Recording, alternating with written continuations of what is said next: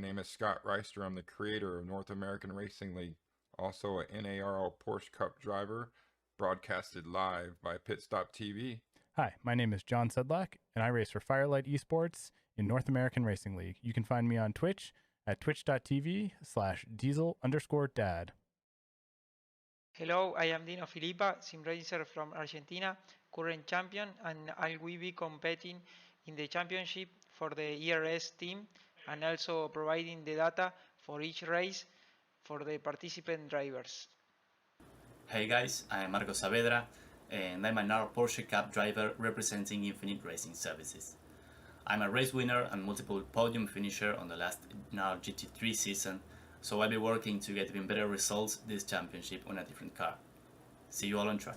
Hi guys, I am Ricardo Rico from Spain. I drive with Zenith Esports and I will be doing this Porsche Cup season in the North American Racing League. I hope you can catch with us on the Pit Stop TV broadcast and we will try to give you a good show. See ya! Hi, my name is Lubov. I'm full-time streamer, content creator, ambassador for Master and Excel Racing.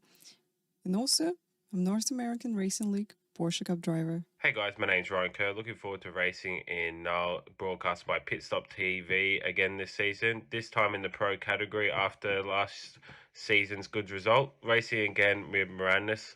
Looking forward to seeing everybody out on track. Hi, my name is David Schwartz. I'm 36 years old. I'm from Las Vegas, Nevada. I'm representing the Mirandas M Squad. In real life, I'm the 2018 D Street Las Vegas region autocross champion, also an STCA time trial winner, and I've been sim racing for about 6 years. Hi, I am Dalton Zavidal, driver for SimCity Racing and North American Racing League Porsche Cup driver. I am the 2021 Colorado Karting Tour iRacing Winter Series champion and the 2022 Season 1 Porsche Cup Pro-Am champion. Olá, meu nome é Jackson Rezende, faço parte da Texaco Race by TK e sou piloto da North American Race League Porsche Cup. Hey guys, Bruno Do Carmo here from Texaco Racing by TK, Pro World Championship license back in 2017, and now I'm a North American Racing League Porsche Cup driver. Hello guys, my name is Gustavo Ariel and I'm Texaco Racing by Tony Canan driver, and I'll be driving on the North American Racing League Porsche Cup Championship. Let's go.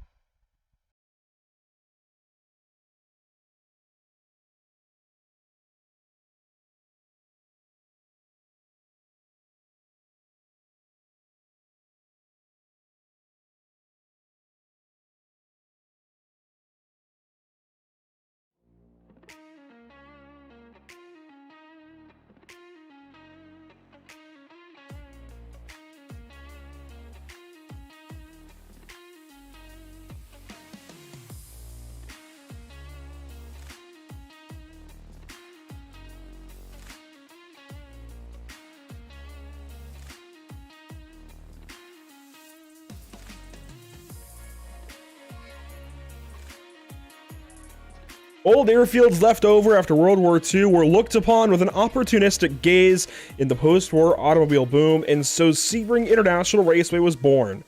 Hosting the annual 12 Hours of Sebring for nearly a century, it's long been a fan favorite in and out of the iRacing.com sim, prompting a picture-perfect day today for the North American Racing League Porsche Cup Season 3 finale. Welcome to Pit Stop TV. My name is Andrew Cardinale IV with JP Costa alongside, and Nürburgring last week tightened points deficits across the board, leaving us with 2 4-point gaps in our 3 classes. First up in AM, of course, Kleber Tavares and Ilya Speaker are fighting for top honors at this 3.7-mile twisting and turning airfield course today, JP.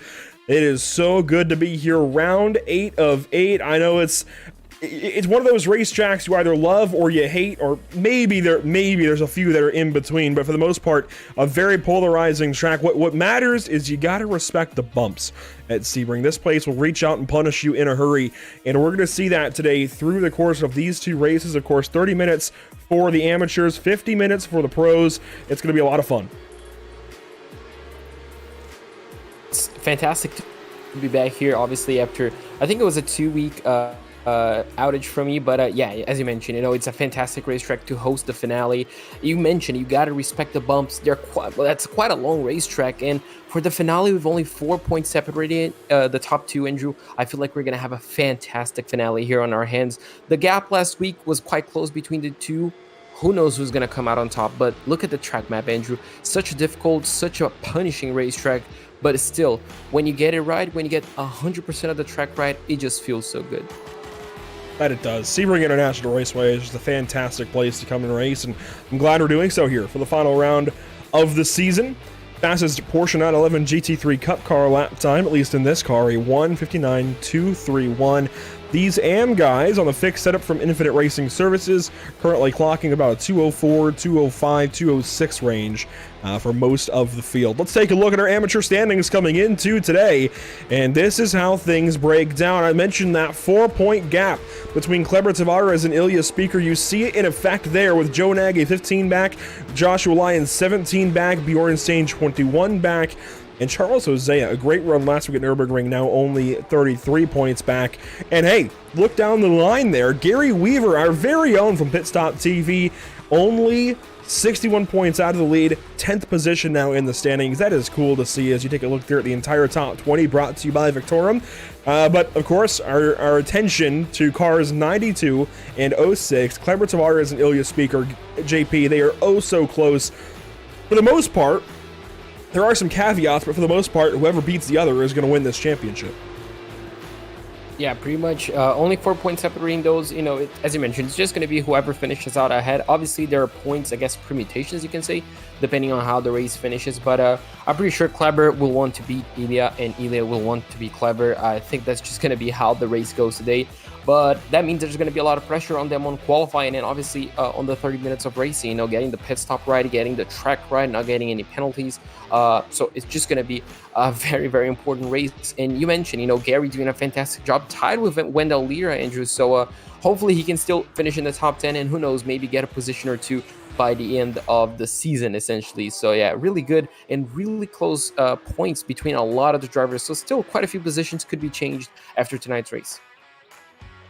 We'll take a look at how things break down coming into this race one more time before we go green, but let's take a quick look at our schedule coming into this season. Of course, way back in April, we kicked things off at Detroit on the Belle Isle Street Circuit as practice comes to a close. I do want to mention Kleber Tavares leading our session by 2.5 tenths over Charles Hosea, Keith Wilfred, Samuel Bernardi, and Ilya Speaker checks in at a 2:05.118 to Kleber's 2:04.648. So a difference of about a half second between those two. Ilya 5th on the board. But you see the schedule there on your screen.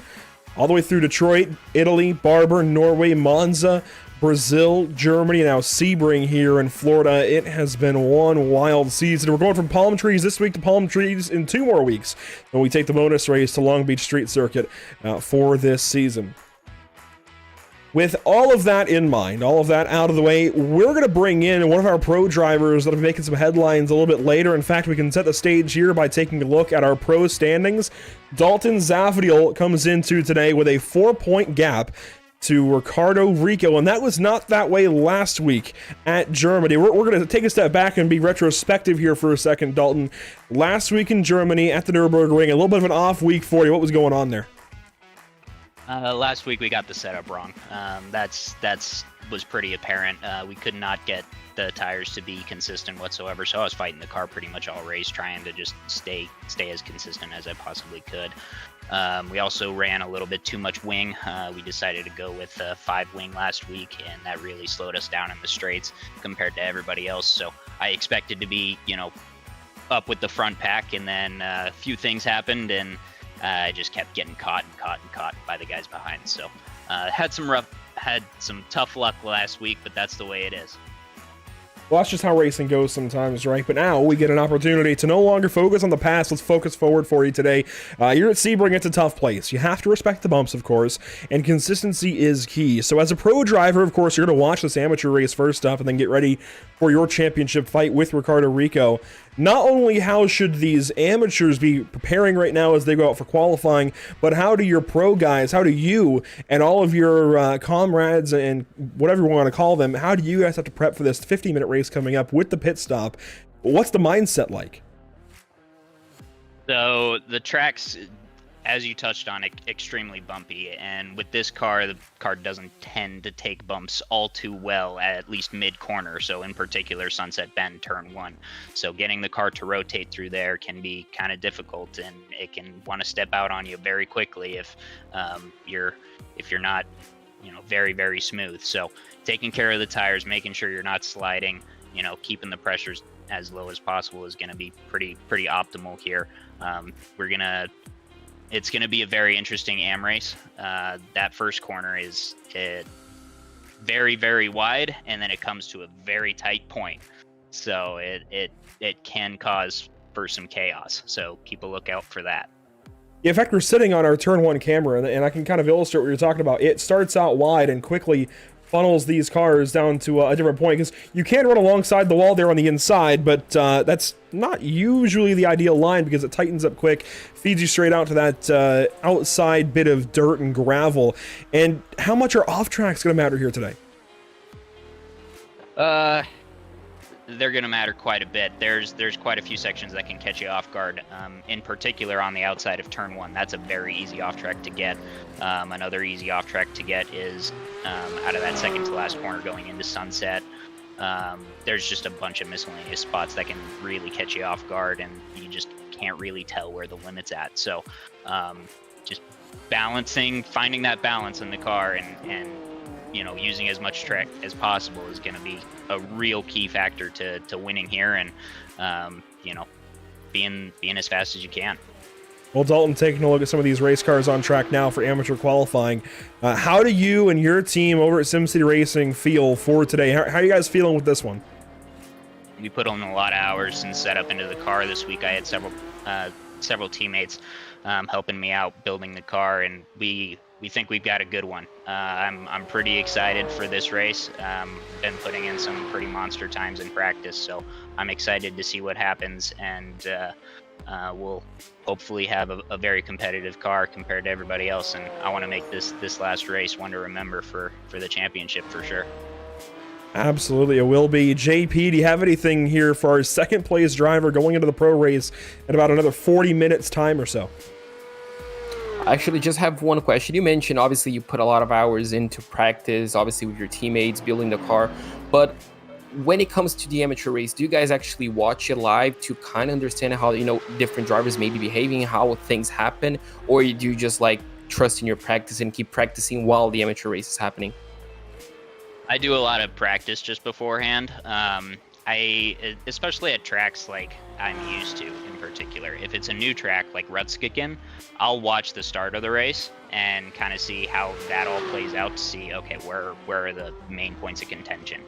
But for, Sebring like this, it's a track everyone's probably driven at least 2-3 times. So, we kind of know how it's going to play out. All right, sweet. Well, that answers that. And, well, Dalton, now I'm excited to see you racing, mentioning that setup, those monster times. Now the pressure will definitely be on you, especially with me and Andrew on the broadcast booth, but I'm pretty sure you're used to it. So I'm just going to wish you the best of luck. Thanks, mate. Have a good one, guys. There you go, Dalton Zavidil entering the pro race in a little bit. Only 4 points back of Ricardo Rico. Best of luck to Dalton this evening, as he has got one big-time feat ahead of him this evening. Here's a look at some of our amateur drivers on track. We've been going through them while that interview is taking place. Some new paint schemes on the racetrack, that's for sure. We saw one for Gary Weaver, a few more out there. I think there's a new one possibly for Nick Polliard in the 113 car. A few new cars out there for our final race of the season. Of course, Ricardo Rico recently unveiled a new paint scheme for himself at a new team. So the new is in the air, if you will, as Philip Paderka heads down the pit lane to get back onto the racetrack. And oh boy, that is not how you want to do it in qualifying. That is far from ideal for Chip Witt in this qualifying session, but hey, that looks good. Dean Kerr in the 84 car looking rather spiffy in that M Squad machine. Ilya Speaker on track, and JP, this is a little bit concerning for our second place driver in the standings coming into the AM race. We just spoke to the pro second place going into today, but Ilya Speaker, same amount of points back as Dalton Zavidil. Dalton's got a lot of confidence. Ilya right now over at Rockefeller Racing, they're struggling a bit. This is not what you want to have for Ilya Speaker. We'll see if this time is any better. And he does jump a little bit to fourth, but he is still 0.6 a lap off of Kleber Tavares. This is huge. Yeah, absolutely. Normally, I come, obviously coming from the outside, normally second place, I feel like doesn't have a lot of pressure. They're kind of secure in that position. They can only go up. Well, first place in the championship coming into the last race while fighting for it, has everything to lose. So when you see first place Andrew on the championship just going straight up to pole on the first lap and maintaining that gap, and then you see second place, kind of as you mentioned, struggling a little bit, was ninth, now it's fifth. Things are not looking so good. Obviously, it's a 30-minute race. Things can still happen, but you want to get the job done in qualifying, don't you? And he's been the last lap of his run. Ilya Speaker just completely fumbling that last lap in turn 7. And you can see Kleber Tavares comes on through, and that car looks nice and poised. Maybe dips the wheel off a little bit at the exit there, heading to the Fangio Triangle, but overall, beautiful run so far for Kleber Tavares. I mean, textbook as far as maintaining a championship gap and not allowing himself to feel any kind of pressure going into this race. 2 minutes to go in qualifying, and most of these drivers are finishing up their runs. Jeffrey McDonald, though, is one driver we got to talk about. Just opening his third lap now, and sure, he's nearly a half second off of Kleber Tavares, just like anybody else, but he is second quick. He is only slower than Kleber Tavares here in qualifying, and this guy has really been unveiling some big-time speed in that Ninja Botanicals number 13 car. Needs to get the league decals on that car, but McDonald has looked so good these last few weeks. This could be a really cool opportunity for him to go out there and have a career day in car 13. Oh, absolutely. The last race is often, the best race you can have, just to boost your confidence for the next championship. For the next season, I should say. And if I'm not quite sure, but I don't think Jeffrey had the best of starts of the championship. No. But so far, as you mentioned, putting up good results, second place Andrew so far. That's a really good and really strong qualifying session. So not having the best of starts, but definitely having a fantastic send-off to the season, you can say. And here's Samuel Bernardi, somebody else who needs a good run here today at Sebring. We spoke with Samuel finally last week at Nürburgring. He's been trying to talk to us all season long, joining the broadcast waiting room, and unfortunately, especially between the AM race and pro race, we have very limited time because we've got to switch sessions to get over to the pro race session.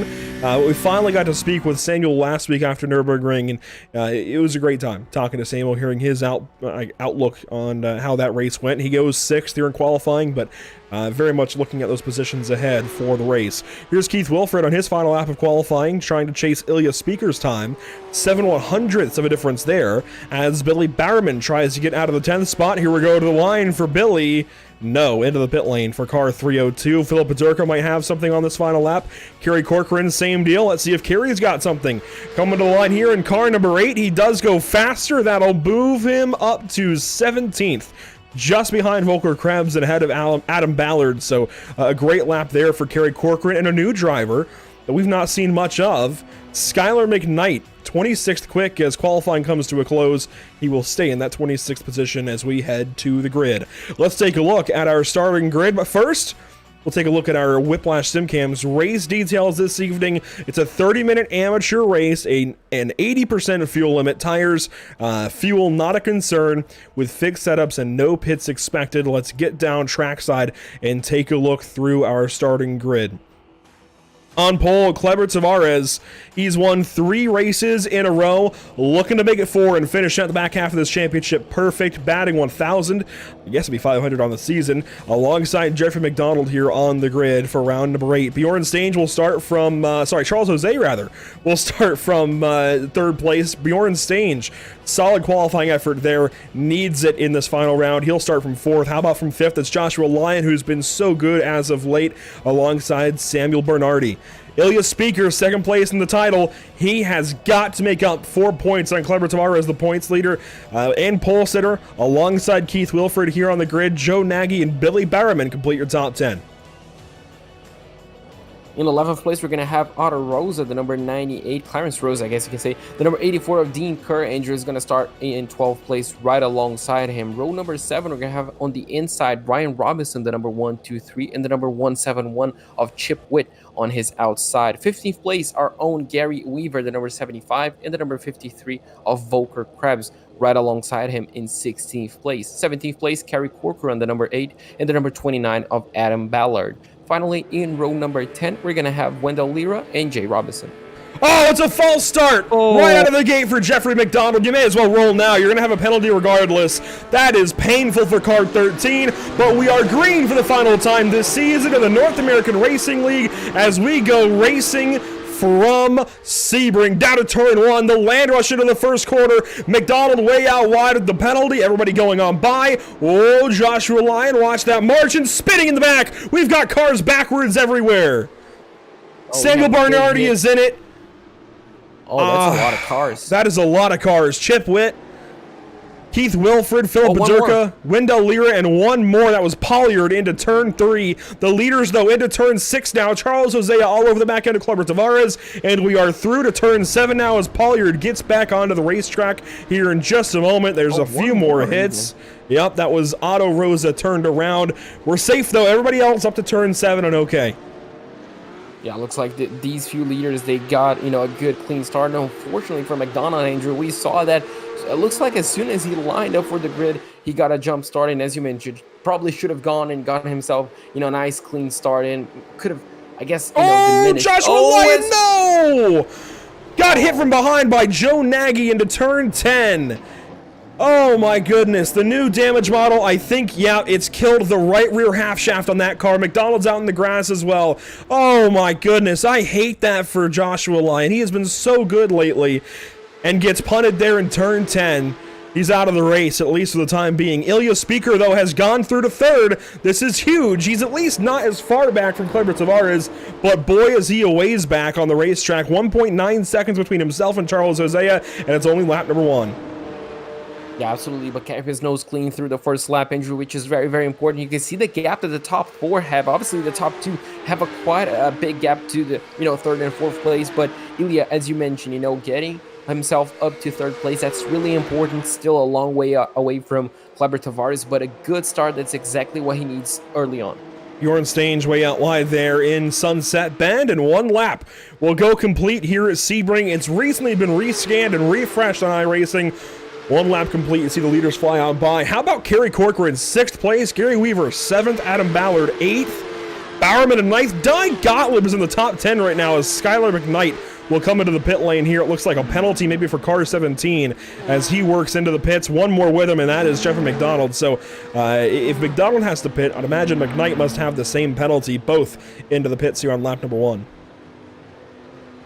And you can see, unfortunately, here, Andrew's 2nd place started. So unfortunate for Jeffrey. We were just mentioning qualifying, weren't we? How good of a run he had on qualifying, how good, a race he could have had to send off the season, but unfortunately, it all went wrong. And then it went even more wrong as I think he was collected with Lyon on that contact. I'm not quite sure. And you can see right there, car pretty much stalled, didn't it? Yeah, he had the false start trying to get going, and oh man, you can see a really bad start here for Samuel Bernardi, and I think this is why we saw the crash in turn 1 involve him way back, and he wasn't the source of the crash, it looks like, but he fell back 10 or so positions right out of the gate. It was Keith Wilfred and Clarence Rosa who got turned around in turn 1 to start it all off, and wow, there was some big hits there in the first corner. Yeah, those massive hits, and you mentioned obviously huge damage to quite a few cars. I'm not quite sure how many were involved, but I think over 6, I guess you can count, and you can see right here on board with Samuel Bernardi, he was kind of taking it cautious going around the outside, and then everything just happens in front of him, Andrew. And he almost made it through, almost. Really big hits there for Samuel, and he was not the only one involved in this turn 1 melee. There was a lot going on, and it starts up, like I said, with Otto Rosa, I feel like. Well, Keith Wilfred, I know, was involved. Let's take a look at it here. Bernardi was starting from 6th, Wilfred from 8th, Rosa from, I think, 9th position, maybe 11th. I mean, these guys were up on the grid and have this massive issue here in turn 1. I'm not really even sure. Clarence just gets in. Oh, and Keith came down a little bit. They met in the middle, and this is how everybody wads up into the barrier. Dean Kerr is involved. I mean, really massive accident there in the first corner. And then Pollard goes deep here into turn 3, nearly takes out Volker Krebs. Thankfully, no contact there. And, Pollard found one of the few fast tracks into the infield. That was a weird spot. And then you mentioned Joshua Lyon further up the road, of course, in the same issue as Jeffrey McDonald. Here's from the drones in turn 7, and you'll see a problem in turn 10. And there had to be contact here from Joe Nagy. So here's the onboard from Joe's perspective. And you can see right here the number 77 just following closely, Andrew. And I think, Joshua kind of moved a little bit too late, maybe. And Joe, I think, just wasn't ready for it and unfortunately made contact on the braking. That's tough. I don't know that would be too late, but it's on the cusp. It is lap 1. For both of these drivers involved in this, it is lap 1. I don't think you need to move over like that. I also think you need to cut drivers a little more slack on lap 1. That's really unfortunate to see straight out of the gate. Lap 1, first time getting around to turn 10, and we have cars getting punted off. But it is what it is. That is racing, just like we said for Dalton Zavodil in the pro race last week, where that's just racing sometimes. Sometimes you simply miss the setup. Sometimes there's contact. That's just how it goes. And now Ilya Speaker, back up to our championship fight, back live, has got way more time to make up. Call it 3.2 seconds that he's got to make up to Kleber Tavares. Yeah, now things obviously, not looking so great early on in the race, almost 7 minutes in. And yeah, the gap looks like it's increasing. Kleber he just seems on rail, doesn't he, Andrew? Just able to pull that gap. Looks like no mistakes have been made so far. It looks like he didn't even touch the grass. Ilya as well, doing, a clean race so far, got himself clear of any danger on lap number 1. As you can see, this other battle right here happening onto the last corner. And you can see right there, different lines. And they're going to go side by side through the final corner, Andrew. That they are. That's Brian Robinson and Sean Patterson out of the Sunset Bend down the front stretch, and Patterson will lose that position, dropping to 14th spot. A lot of cars out on lap 1. They all took toes, or most of them took toes anyways, and they are finally back on the racetrack. Those including Philip Bedurka, Jeffrey McDonald, Dean Kerr, Otto Rosa, Joshua Lyon, Samuel Bernardi, Skylar McKnight, Keith Wilfred. That's a bunch of them. So from 19th all the way down through 26th, they have all taken some kind of pit stop, and I'm sure a fast repair in just about all of those cases as well. And 3 of them are now lapped down, as McKnight there is just ahead of Billy Barrowman, who is 7th and has a problem in turn 7. I thought it looked like he was wiggling that car into the corner. That is an awful spot to be in. Oh yeah, that's terrible. You can see pretty much no space to reversing. Luckily, he got himself a clear patch to get back on the racetrack, but you can see just how much time he lost just by standing there. Not really a chance as well to spin the tires. And now we're going to see exactly what happened. You mentioned Andrew, turn number 7. That's where the incident happened. You can see right here, no one in front of him. So obviously the contact should happen from behind, unless it's a mistake under braking. And yeah, he's all by himself. You can see right here, deep under braking. Oh, just carries way too much speed. The back end doesn't like that. He almost had the car perfectly pointed for a second, but then unfortunately gave it too much throttle and, pointed it the wrong direction. Nick Polliard, a new issue. Looks like maybe that right rear is towed out a little bit. Hard to say, but he will continue on, it looks like, without too much issue. Our leaders up front, Kleber Tavares has got Joshua Lyon just ahead. Lyon, I thought, was a lap down just moments ago, so maybe drafting back by our race leader. This could be an interesting dynamic. We don't usually see this lap car dynamic like this for our leaders this early in the race. But Tavares has now lost a half second or more as here comes Charles Hosea closing in. And Hosea is a teammate affiliated with Ilya Speaker. Granted, I will say there's been a difference this season between Rockefeller Gold and Rockefeller Green. We have seen it time and time again in this amateur class especially. They definitely race like they're different teams, but they are still under that Rockefeller Racing banner, so we'll see how this goes. Yeah, let's see. Obviously, you mentioned the 92 lost. That gap, okay, maybe I think, just a small mistake. I don't see any visual damage, Andrew. You can, kind of check on that a little bit better, but I don't think there's any visual damage. Obviously, the lap car ahead could prove a point, Andrew, but yeah, you mentioned Rockefeller, 2 different colors, I guess you can say, of the same team.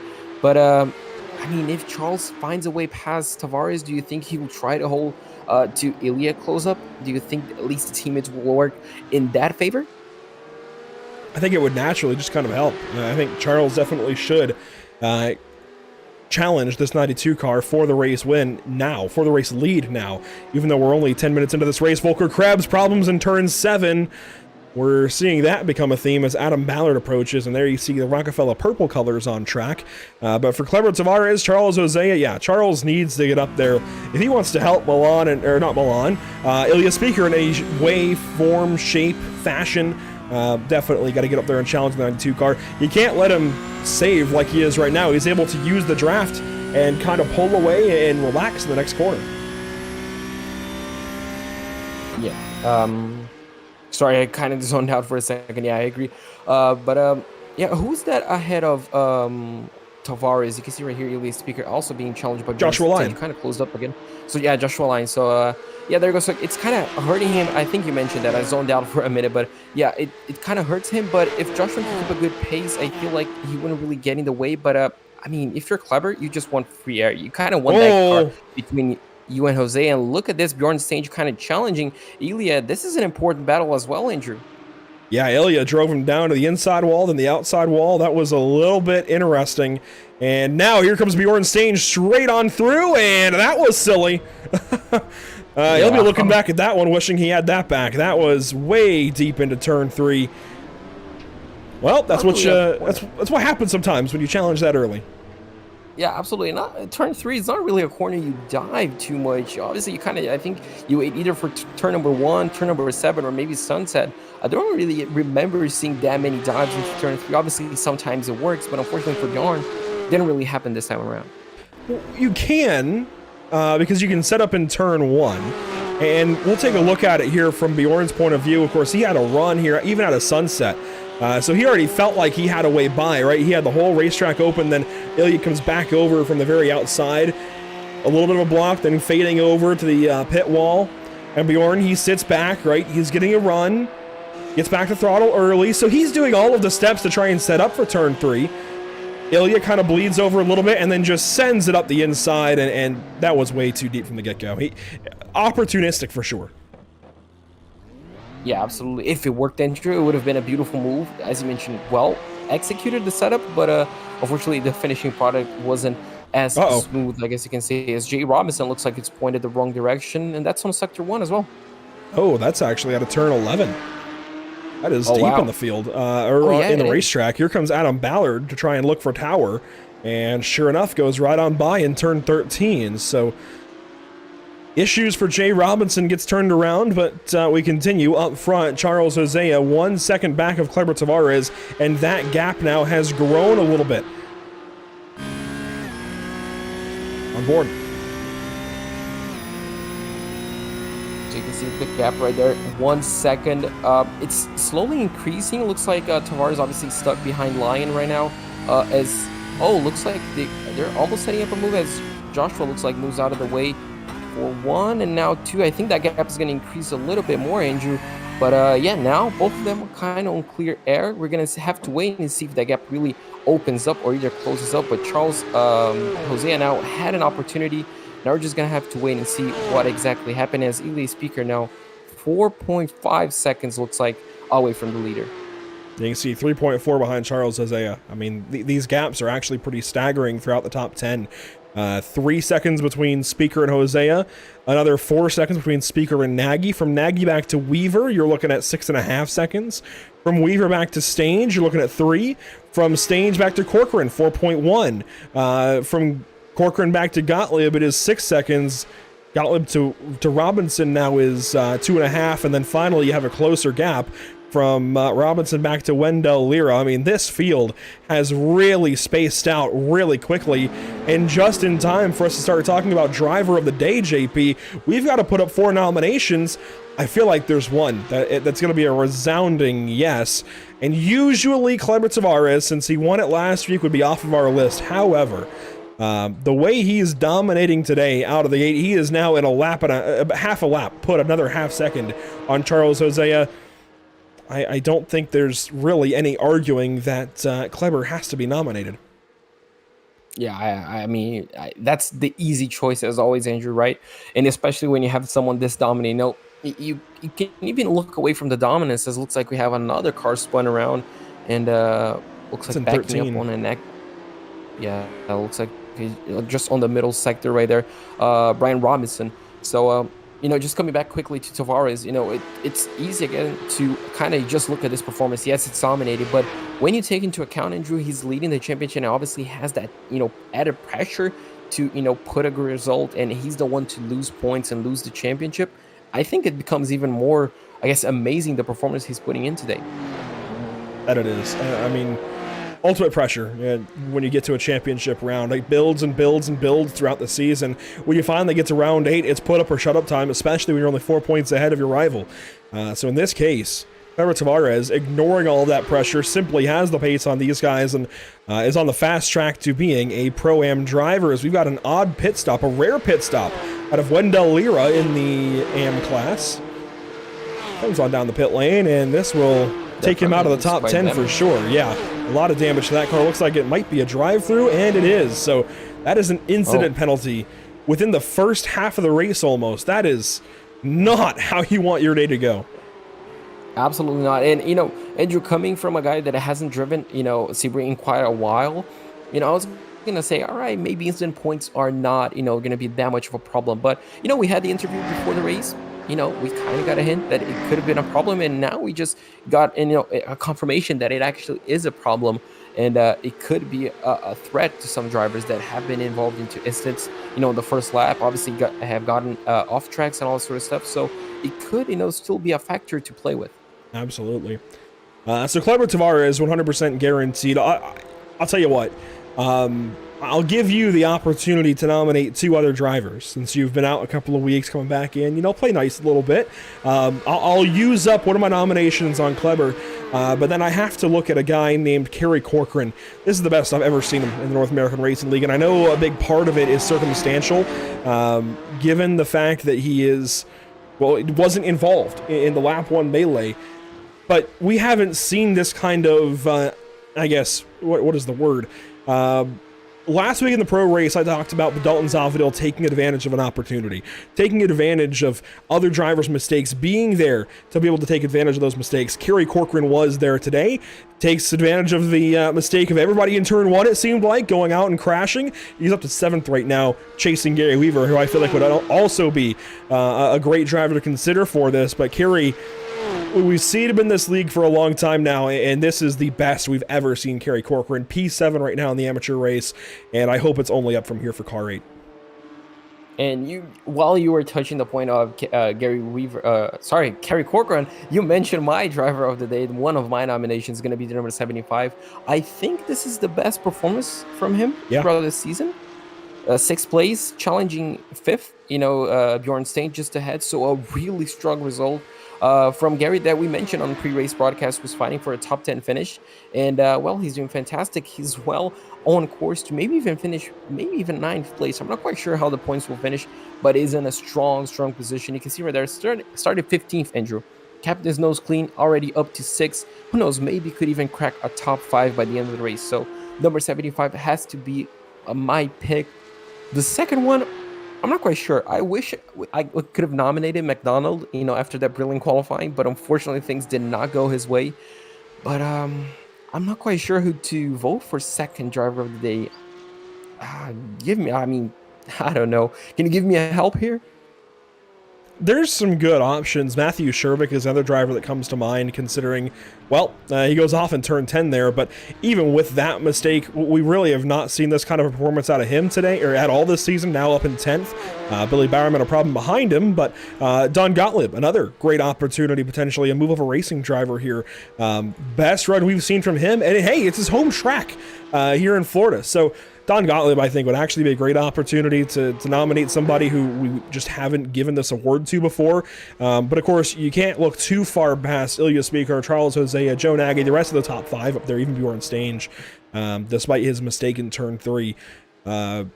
If I had to give you 3 to choose from, JP, I think I would say Charles Jose, Ilya Speaker, and Don Gottlieb. Those are the 3 that now stand out to me. I'm going to go for the home track boy. I'm going to go for Don, the number 73. You mentioned his best results so far. Hopefully he can keep it up. Hopefully it's not a commentator's curse that we just, settle upon Gary, Kerry, and Don, sorry. So, I'm going to go for the number 73 as well. Well, the top 4 really are having great races, and I don't want this driver of the day conversation, sinking down to a few midfield drivers, as some may look at them, to take away from the race that Kleber, Charles, Ilya, and Joe are all having, as they're separated from the rest of the field by 10 seconds between Nagy to Stange. I don't want it to take away from their races. But we do, and this may still go to Kleber Tavares. He's got a big fan base. That would be fair, I think, given the fact that he keeps doing this week in, week out. And I think for Charles Hosea, you could make a great case for him to be a driver of the day candidate. Unfortunately, we can only nominate 4. However, in that same note, we can only nominate 4. Kleber's dominating. We've got 3 of these guys who we just haven't seen do this kind of race before, have this kind of performance. It's the last race of the season, and guys ahead of those 3 have all won, or for the most part have all been nominated many times, or have won the award multiple times, have won that extra $20. And we have to acknowledge this 4 race stretch that Kleber is on. We also have to acknowledge what Gary Weaver, Kerry Corcoran, and Don Gottlieb are all doing this afternoon. This is fantastic stuff from each of them. Even Adam Ballard, Matthew Shervick, a lot of these guys, yes, it's by circumstance because they passed drivers who crashed, but you have to be able to pass those drivers who crashed in order to actually do so. Just to kind of, I guess, validate some of this. So Emerson Arden will get that poll up here shortly as we finally have those 4 nominees: Kleber Tavares, Gary Weaver, Kerry Corcoran, Don Gottlieb. That said, JP, the gap from Tavares to Hosea has grown 2.4 seconds, and 1 is off. I think that's Joshua Lyon, the 24. Oh boy, that's unfortunate at this point in the race. Not his day, is it? He was showing, good pace, just kind of keeping up with the top guys, even though he was a lap down. But you can see right there another mistake, kind of just putting a nail to the coffin. You can see right there, 22nd place for him. I'm trying to see if I can circle the damage. Here, I can do it. I can see a little bit on the front left fender. I guess you can see a little bit. Yeah, right in there as we get a weird streak across, but right there, right in front of the left front wheel, there's a good bit of damage, and might be able to even see it ever so slightly on this fender. It's hard to see from the onboards, but definitely a lot of damage to the 24 car after that. Yeah, really unfortunate. Luckily for him, injured less than 8 minutes to go, only maybe even a handful of laps, so he can just nudge the car home. I don't think his next competition is too far ahead, but he's got 17 seconds to Otto Rosa. Oh, 17 seconds. Oh, Bernardi off track. Whoa, that was close. It was. So yeah, Samuel Bernardi. Now the gap looks like to Lyon is coming back down a little bit, but we were just on board with Gary Weaver. You can see right there the gap to Bjorn Stange kind of grew a little bit as these 2 looks like they're gonna have a little battle. Yeah, that was Keith Wilford joining right behind Samuel Bernardi. This actually could be a great fight, although it is for just about last in the race. Dean Kerr's our 1 retiree so far. Skylar McKnight is 2 laps down, and then these 2 are 1 lap down each, along with Joshua Lyon, and are suddenly fighting for 23rd position. So we'll let them have their fun. Let's go up the order a little bit, talk about some guys in the midfield that are all together. Wendell Lira, Volker Krebs, Brian Robinson, even Sean Patterson as Kleber Tavares goes purple at 2:04.533. These guys running 2:09s though. They've been to the ringer so far. They've definitely had interesting races, but they're all fighting for these midfield positions. Yeah, still trying to salvage a few points at the end of the race, but still, Andrew, even when you're fighting for, outside of the top 10, sometimes a train like this could really be a lot of fun, trying to overtake them all, kind of like Lando Norris did on the Canadian Grand Prix just this weekend, as looks like we're going to have one overtake happening, not quite this time around. Maybe we will have down into Sunset, or maybe even before. So yeah, it's just a really sometimes fun place to be, as Volker Krebs looks like loses 1 position and had a really bad run out of that corner. That he did, and here goes Sean Patterson giving up a spot to Wendell Lira, and Lira takes that happily. Goes right on by after his 22-second trip down the pit lane. Now, Wendell Lira is the driver that Gary Weaver was tied with coming into today in the standings. Gary is breaking that tie for sure. The other driver you have to keep in mind is Gary is chasing Volker Krebs. There's an 11-place difference between them. Gary's in 6th. Volker is down here in 16th. I guess 10th spot, however you want to look at it. This is a big time difference. We may see, as you mentioned, we may end up seeing Gary Weaver go on through. Let's take a look here at the standings one more time. Gary Weaver go on through to 9th place in the standings, and even Samuel Bernardi is way down there. Gary Weaver could end up 8th in the standings when it's all said and done. Just a nice nod to somebody who's proving that broadcasters can race, because I tell you what, I certainly wouldn't be able to prove it as Don Gottlieb and Adam Ballard race. Yeah, I was looking at those two just switching names on the tally on the left, and you can see right there, just going side by side. It looks like we had a small blank for, I think it was Adam, and you can see right here just trying to get a run on the outside, a really good run actually, and he's gonna try to challenge, taking a little bit of a curb. Oh, that was a good save, Andrew, but I'm pretty sure his heart skipped a beat. Mine did too. That was out there. That was no man's land for a moment for Adam Ballard. He got it back on the racetrack now, chasing Don Gottlieb once again. A couple of hometown drivers, or at least home state drivers, both out of Florida. And we are inside of 4.5 minutes to go. Our leader has just gone under the bridge at turn 6, Gurney Bend. And quite frankly, I think we're going to get 2 more laps out of this race. This and 2 more. At least that's what ATVO is telling us, and certainly in the AM race it's usually accurate because we don't have pit stops. It's the pro race where it gets a little more inaccurate, as Volker Krebs is going to lose another spot. He drops down to 17th behind Billy Barrowman, who sends it into sunset, and that is a massive hit for the 302. Oh, that was big. You can see right there the bumper flying off, and he's straight back to the pit lane, Andrew, but I'm not quite sure what exactly went wrong. Maybe he just locked up the fronts. I think he just got on deep. Oh, yeah. Well, yeah, he got in deep, had a little rear bias in it, whipped the car around, and think Bjorn Stange earlier in the race. That's what just happened. And yeah, at that point, I think you can even see a little jump from the car on the bumps, I guess you can see. And at that point, he just locked up the tires, and just the forward momentum kept him going straight. And you can see right there a beautiful setup. Just a fantastic setup. Fantastic run of the corner. He had the move done even before they got to the braking zone. Andrew had the inside line, the preferred line, but unfortunately, watch the ABS lights on top of the dash. Let's see. I guess it won't be ABS, but you'll see lockup. Yeah, like traction lights. Oh, and you can see right there. Just absolutely a big hit. And unfortunately for him, I think that's his race, well, truly over. It is. He is out of the race now, 24th position, and we'll lose it to Skylar McKnight, who will move on to 24th and put Billy in 25th. A few cars race by on the front stretch, and now Kleber Tavares will come around next time by, and, well, he's already in turn 3. So sure enough, next time by will be the white flag for car 92, not only of the race, but of the season. And we'll be able to confirm him as our amateur champion this season. And it feels weird to say that with just how this season has gone and how quickly this 8th race has come upon us. But sure enough, Kleber Tavares will win 4 in a row so long as he completes these final 2 laps without mistake. And it's weird. I mean, again, Go back over the schedule. There was a big-time shift right between Norway and Monza.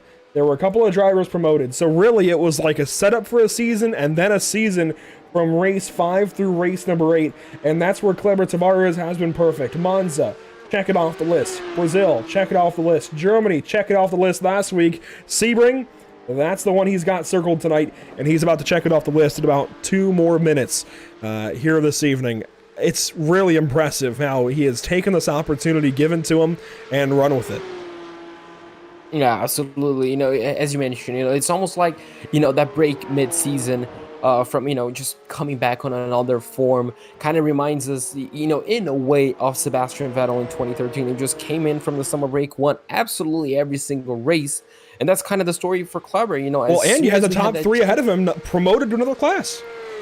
Yeah, absolutely. And, just dominated everything. I'm not quite sure how many laps he led, Andrew, but, I mean, it surely has to be up there for, I want to say over 80%, maybe even 90% of the laps over the last 4 races. But he's doing such a fantastic job now heading into the final race of the season, final lap of the season, Andrew. And the gap is, well, over 3 seconds. He can kind of take it home, nurse it home, but I don't think he will take it that easy. And you have to come back here and also talk about Ilya Speaker. Same deal. He's been great, just not good enough. And, that's difficult to accept. Especially a day like today where there was some great opportunity ahead of him. Of course, multiple drivers wiped out lap 1. He was just never close enough. Kleber showed up with the speed that he needed to win this race, and Ilya Speaker, unfortunately, just isn't there. I don't know what EFM, Epic Fails Motorsports, has that Ilya and Rockefeller doesn't. Considering this is a fixed setup race, I really don't know what they have. But Ilya Speaker just isn't there right now. On this very day, and hey, maybe if you were to run the race tomorrow, it would be a different story. Maybe it's that kind of thing. It just comes down to the driver on that particular day, but Ilya Speaker, unfortunately, going to fall short and end up second in the championship.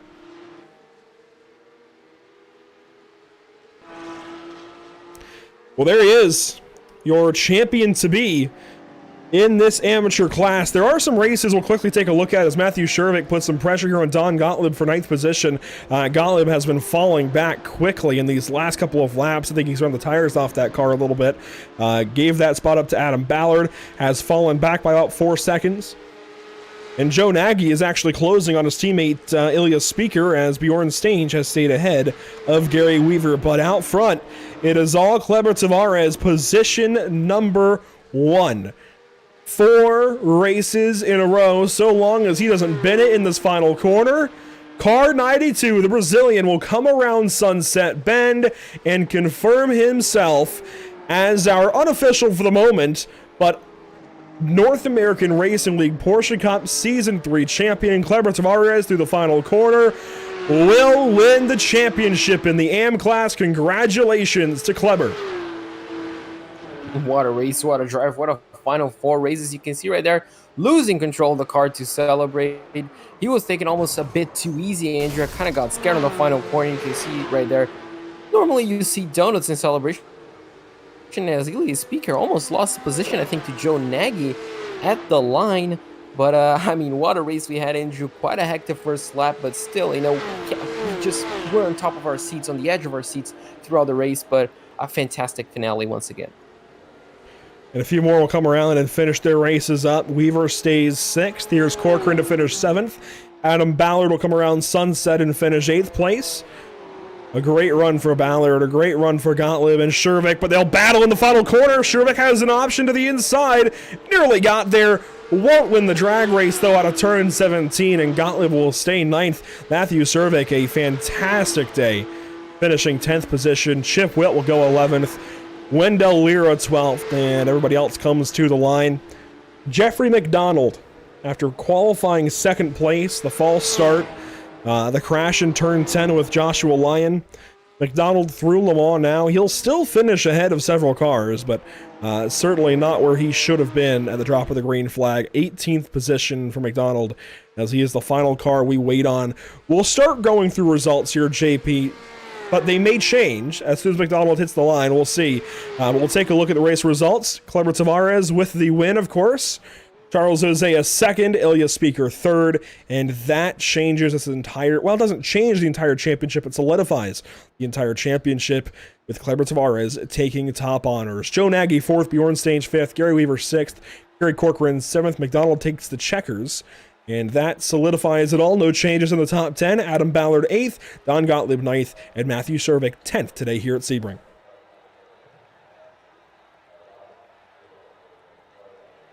11th place for us goes Chip Witt, just ahead of Wendell Lira, Jay Robinson, and Brian Robinson. Sean Patterson is going to finish in 15th place ahead of Volker Krebs, Philip Bedurka, and Jeffrey McDonald, who's the last driver to finish on the lead lap. Clarence Rose is going to finish in 19th place, almost at 98th place, but Joshua Lyon is going to finish in 20th place, Andrew, after a race to forget for him. Samuel Bernardi is going to quickly finish in 21st ahead of Keith Wilfred and Nick Polliard, all of them a lap down. Skylar McKnight 24th ahead of Billy Bowerman and Dean Kurt in 26th place. And drivers out there listening, let's see if we can get our top 2 from the championship. Kleber Tavares and Ilya Speaker for our post-race interviews. We talked to them a lot, and I'm interested to see how their outlooks maybe have changed after 30 minutes here at Sebring. Let's take a brief moment once again to congratulate our champion this season, Cleber Tavares, and let's bring him in. JP, you missed a couple of weeks. What do you say you talk to our amateur champion? I think that would sound great, Kleber. Não sei se você prefere em português ou em inglês, mas meus parabéns pelo campeonato. E aí, João, obrigado, cara. Eu tento no inglês aqui, mas português é muito melhor, com certeza. Tu que sabe, cara, você é o campeão, pode escolher a língua que quiser. E, cara, quando tu quiser falar como é que foi a corrida, como é que foi a preparação, a pressão que você estava sentindo, pode falar que o palco é seu. Rapaz, muito obrigado. Foi muito difícil. Eu tinha muita confiança nessa pista em específico. Foi a pista que eu consegui minha melhor posição num evento de endurance. Então estava confiante para ela. Fiz uma volta muito boa, que na minha concepção, treinando no domingo. Só que aí foi muito difícil, porque segunda e terça eu estava rodando mais de meio segundo, às vezes até um segundo pior. Aí eu comecei a ficar preocupado. O pessoal da Rockefeller Racing também estava treinando muito e não aparecia, né? A gente não sabia qual era o ritmo deles. Então foi um pouco complicado, mas deu tudo certo. Show de bola. E durante a corrida, como é que tava sentindo, talvez durante até a qualificação, o nervosismo, talvez de, obviamente, tentar esse resultado, e quando você viu o resultado da qualificação e quando viu as primeiras voltas você abrindo, como é que você estava se sentindo? É muito nervosismo, é uma liga, né? É uma liga privada, mas a gente se esforça muito, então a emoção vem mesmo. E eu fiz uma boa primeira volta, deveria nem tentar ela, era mais para esquentar os pneus, mas as duas últimas eu perdi, estava muito nervoso mesmo, tremendo muito.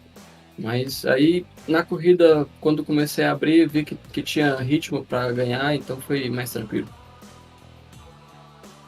Show de bola. E agora, obviamente, como campeão, não sabemos se vai haver uma promoção ou não, mas, obviamente, se subir de categoria, o treinamento muda ou continua mais do jeito que tá e do jeito que funcionou até agora?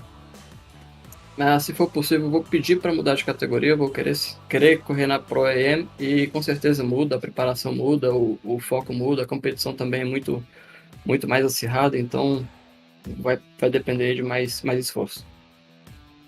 Show de bola, Kleber. Meus parabéns aí pelo resultado. Super feliz em te ver ganhando a corrida, ganhando o campeonato. E, bom, meus parabéns pela temporada. Valeu, cara. Muito obrigado. Obrigado pela entrevista em português também. Salvou a pátria. Sem problemas. Parabéns, Kleber. Até a próxima. Obrigado. Abraço. All right, Andrew. So, pretty good interview with him. Pretty fun. He mentioned, he knows the truck Sebring, as we mentioned, it's really hard, but he was confident on it. He knew he had the pace. He was practicing during the weekend, during Sunday, just posting good laps. So he started feeling confident during the week. The pace kind of dropped a little bit, and he was kind of, he knew what time his rivals were doing. So, knew his pace was going down and his rivals' pace were closing in. Started feeling a little bit of pressure, but, just kept his cool. During qualifying, actually, he mentioned that he was feeling nervous. The first lap was actually his best lap. It was just supposed to be a warm-up lap, and the rest of them, he just kind of got nervous. The nerves got the best of him, but still managed to put it on pole. And he mentioned that after lap 1, he saw the gap and started feeling a little bit more comfortable during the race, and just kind of nursed the car home. And I am not quite sure if you could tell, but he was actually really happy to win the championship. Obviously wants to be promoted next season, so we're just gonna have to wait and see if that happens. But he mentioned it, if he does get promoted, everything's gonna change. Practice is gonna be a lot harder. The competition will be harder, but he certainly wants to take on the challenge. Well, that's Cleber Tavares, our driver of the day and AM champion. How about our second place driver in the standings, Ilya Speaker, when it's all said and done? And I wish we could talk to more drivers after these races, but we do have limited time. But hey, Ilya Speaker, third place this evening, and I mentioned you had a great season just like Cleber. However, it was a couple of spots shy in a lot of these races. Cleber, 4 races in a row with wins. That's unrivaled by anybody this season. Was there anything you could have done tonight, or was it just a matter of a master doing his work? It was he had the race in the beginning, even in practice and the times he had. The big thing was trying to get close. I had a terrible qualifying, but I got to P3 after corner 1, which was a good start there. And then at that point was hoping Charles was able to keep some pressure on him, and maybe Kleber would make a mistake. But as you saw, he hasn't made a mistake in the last 4 races, so well deserved. Is there anything you could have done this season, maybe? Of course, things completely changed between Roscogan and Monza. That changed the whole dynamic of these amateur races. Do you have any particular races? I'm not necessarily trying to feed into regrets necessarily, but is there anything you could have changed, I guess, that you want to change, I guess, on this season? Yeah, there was the last 2 races in particular. Interlagos was one of them. I knew I was strong there, and I had my chances, and I sort of let that one go, and even the one after that. So, yeah, this wasn't the one I was most confident in heading into it. I was hoping the last 2, and that's when Kleber took over. If I would have had those 2 races and maybe took a shot of 1 or 2 of those passes differently rather than hanging and trying to wait till the end. So, yeah, some regrets there. But overall, great season. Great for Rockefeller, Team Green, Joe Nagy in that group. We locked that one up, and overall just a good season and fun. Well, Ilya, hopefully we can talk to you more at Long Beach. I think you won a race, didn't you?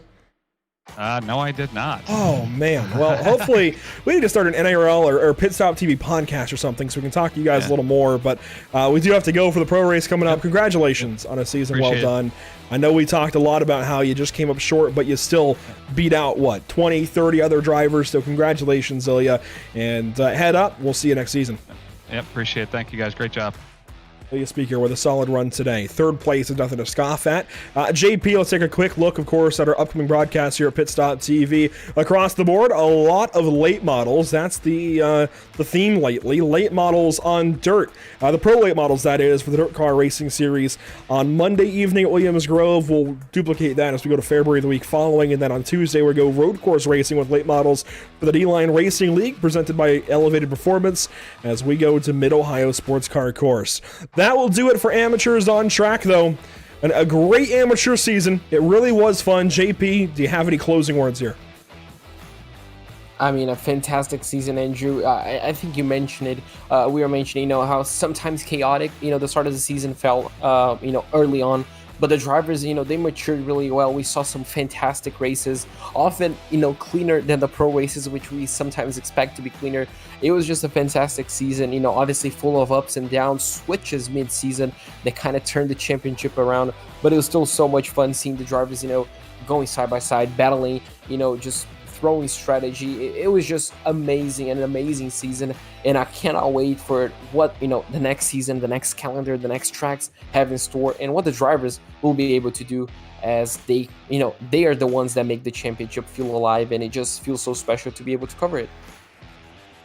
We're super looking forward to seeing you for the pro race in just a few minutes. Don't go anywhere here at Sebring Regional Airport and Industrial Park. We'll see you in a few for pro racing.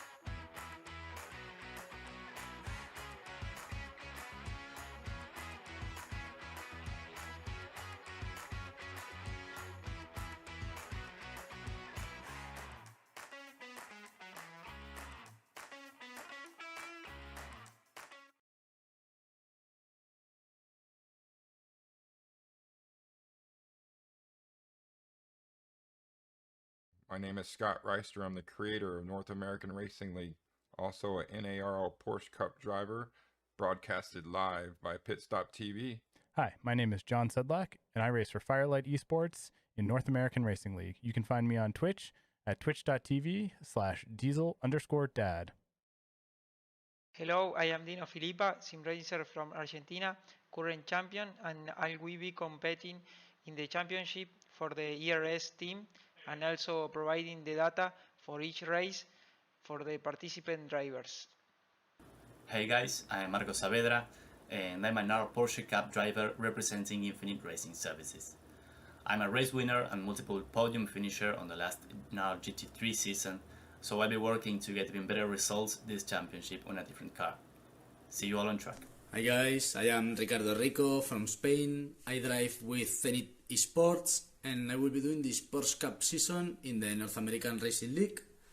I hope you can catch with us on the Pit Stop TV broadcast and we will try to give you a good show.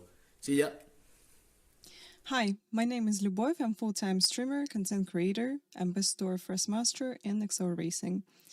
And also, I'm North American Racing League Porsche Cup driver. Hey guys, my name's Ryan Kerr. Looking forward to racing in NARL, broadcast by Pit Stop TV again this season. This time in the pro category after last season's good result. Racing again with Mirandas. Looking forward to seeing everybody out on track. Hi, my name's David Schwartz. I'm 36 years old. I'm from Las Vegas, Nevada. I'm representing the Mirandas M squad. In real life, I'm the 2018 D Street Las Vegas region autocross champion, also an STCA time trial winner, and I've been sim racing for about 6 years. Hi, I am Dalton Zavidal, driver for SimCity Racing and North American Racing League Porsche Cup driver. I am the 2021 Colorado Karting Tour iRacing Winter Series champion and the 2022 Season 1 Porsche Cup Pro-Am champion. Olá, meu nome é Jackson Rezende, faço parte da Texaco Race by TK e sou piloto da North American Race League Porsche Cup. Hey guys, Bruno Do Carmo here from Texaco Racing by TK, Pro World Championship license back in 2017, and now I'm a North American Racing League Porsche Cup driver. Hello guys, my name is Gustavo Ariel and I'm Texaco Racing by Tony Canan driver and I'll be driving on the North American Racing League Porsche Cup Championship. Let's go.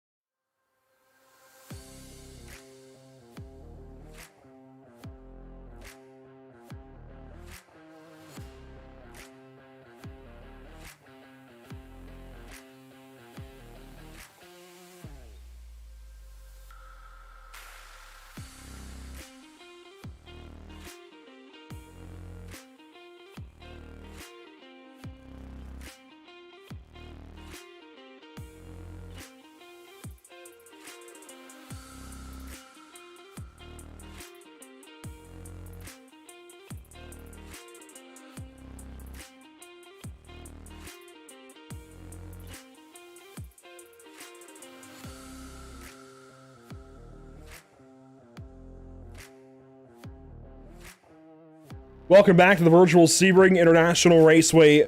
The first race of the day knocked out of the way. The amateur race is final, and Clever Tavares is your amateur champion. But now we get to focus up for our pros as we get rolling for 50 minutes of action from central, southern, whatever you want to call it, Florida. We're down in the swamps, that's for sure. Let's take a look at this track map. Gary Weaver, welcome to the broadcast booth after a career day, 6th place in the amateur race, and possibly 7th or 8th or 9th of the championship, who knows? But anyways, this is the track you were just on. What is it like specifically in this car here? Very challenging. These cars can, at least in my opinion, from my experience, sometimes especially, well, we'll go corner by corner. We might be here a while. But of course, turn 1 is of course, the fast-flowing left-hand turn, and getting right up against the wall is mildly terrifying, but you essentially have to aim for the cone that's on the fence, and that's also a point to hit the gas and go all the way to turn 2, which I'm very confused on why that's considered a corner, but we'll look past that. And the braking's on the turn 2 especially is very tricky in terms of that short distance down to turn 3, not necessarily a 90-degree right-hand turn. Turn 4, you have to be careful to aim for the curb and just not mess or not upset the car. And then turn 5, you have to go a little bit wide for corner entry, which I learned by following Bjorn for a little bit after he got past me.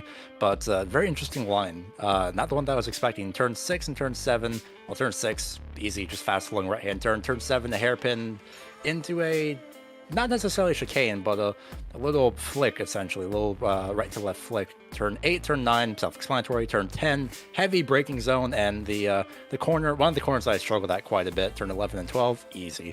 Turn 13, another corner I struggled at.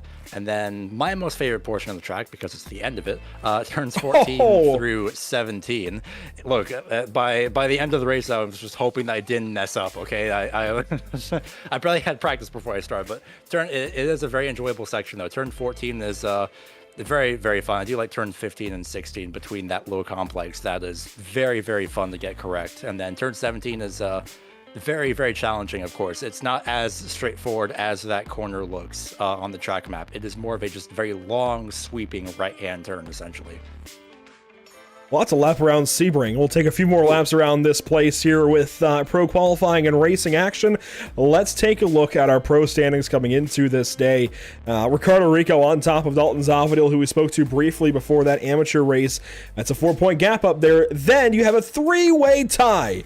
I feel like I was Bob Costas there in the Cars movie for a second. A 3-way tie. 3rd, 4th, and 5th, though. Not 1st, 2nd, and 3rd. All 21 points back. Marcos Saavedra, Dino Filipa, Jackson Rosende tied for 3rd, 4th, and 5th. Scott Reister in 6th. And I see Charles Othea out in the chat. Wish we could have spoken to you. Time is limited, but congratulations, Charles, by the way, 2nd place in that AM race. I'm interested to see how this pro class breaks down. I will say, Thomas Rayleigh, he has locked up the Pro-Am championship, so we won't focus too much on the Pro-Ams today.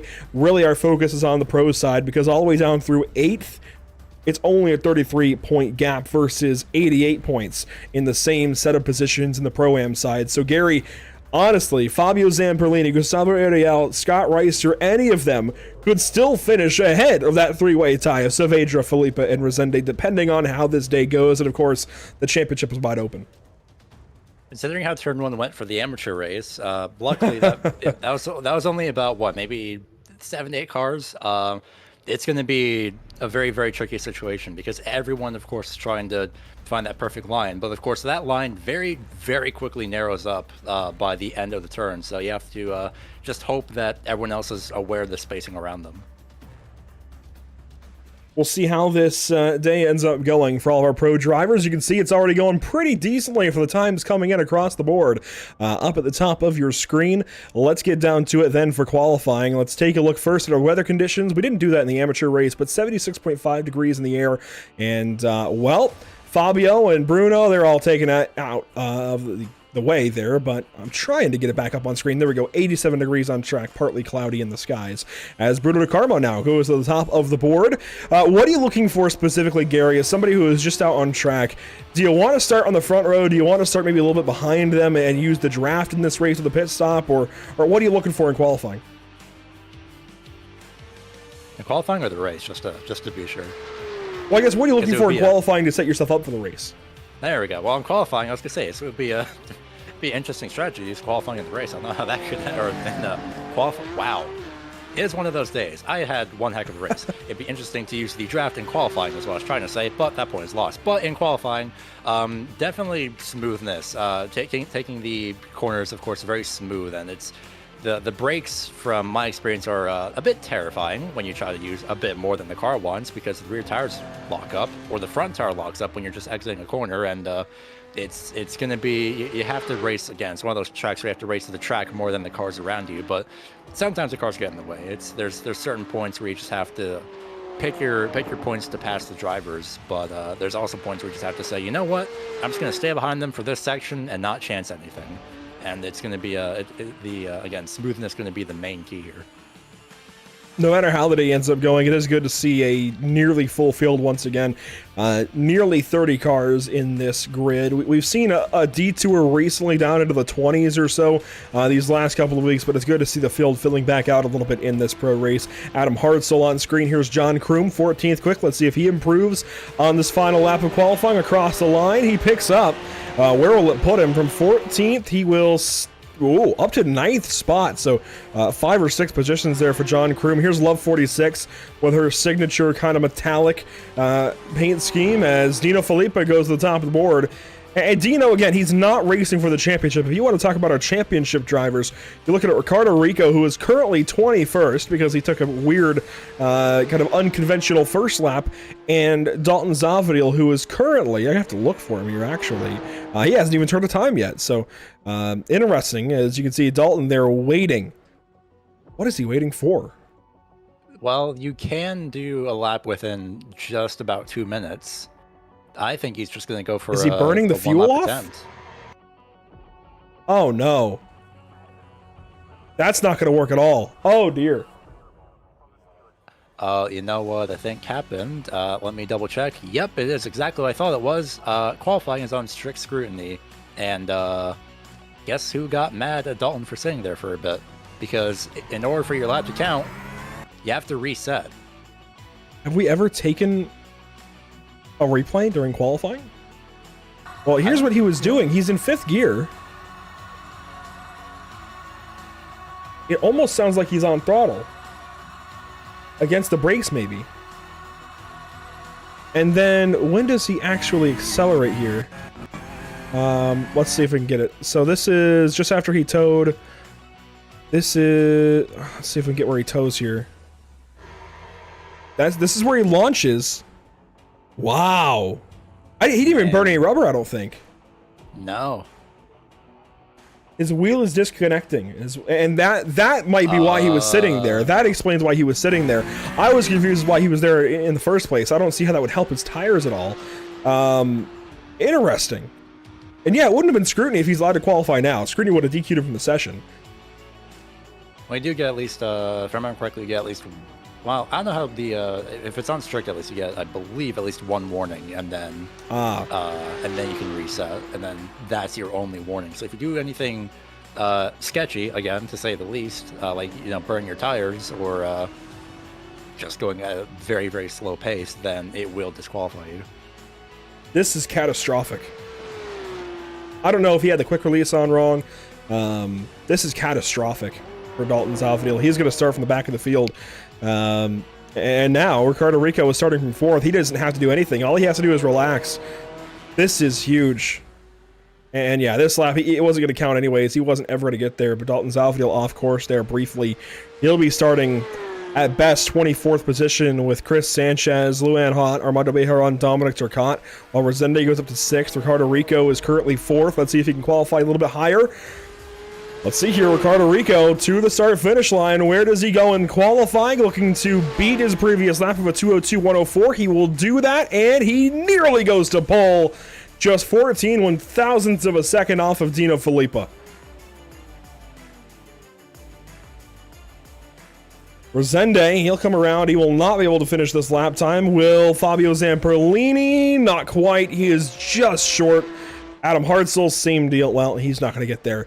And that will do it then for qualifying. What a weird session and a catastrophic qualifying session for Lawrence Zavadil, who will grid up 24th position. Let's first take a look at our race details presented by Whiplash SimCams. You can see there, it's a 50-minute pro race. Same deal we've had all season, 50% fuel limit, all of that good stuff. Nothing changing in this final round. We do have that 1 pit stop with tires available, but let's take a look at our starting grid. Dino Filippo will grid up from pole position. Ricardo Rico from second. He's our championship leader by 4 points over Dalton Zavadil.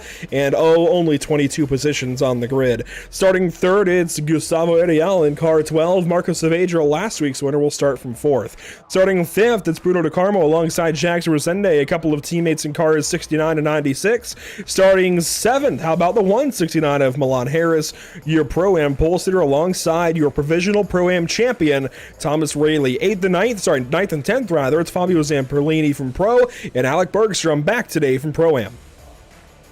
And continuing the Pro-Am trend, it's going to be Miguel Colon starting in 11th. 12th place is Felipe Moda. Henrique Paletti will start off in lucky position number 13. 14th place going to be Robert Pendergast. And then starting off at 15th is a Pro Row with Scott Reister and Love 46, 15th and 16th. 17th Pro-Am being Michael O'Leary and Scott Angelo. John Kroom and Aubrey Kundal round out 19th and 20th. 21st is Stacy Bertrand alongside Adam Hartzell. Pro-Am's there in the 11th row. Row number 12, that's where you find Zachary Deas and Lawrence Dalton Zavadil in the 24th position, matching his car number. We'll see what he can do. Of course, he's 4 points behind our points leader coming into today. You see a few more positions here at the back. 29 cars, it looks like 28 rather, with Chris Sanchez, the last of them on our grid. And Dalton Zavadil has got so much work to do. Here he is, sitting on the grid, waiting for the call to start this race. There it is. Back up to the front then. Dino Filippo waiting on the green lights, and Barney has got the green silk in the air. We are green at Sebring for the final time this season in the North American Racing League. Problems already for Scott Reister off of the grid. Our leaders, though, into turn one. Let's see how this goes. Wow, multiple cars out wide. It's going to go poorly for a lot of them. There goes one of the IRS cars, hard into the barrier. I don't know who that is. That is Saavedra collecting a bunch. Zavadil gets by it. Hartzell's involved. What a calamitous, if that's a word, lap number one. Dino falls to second. Milan Harris through to third. Gustavo Ariel has got the race lead as all heck breaks loose in the opening sector. That was absolute, well, like you said, calamitous, just absolute chaos. It was about we're still crashing! Dino Filippo, no! Milan Harris is around.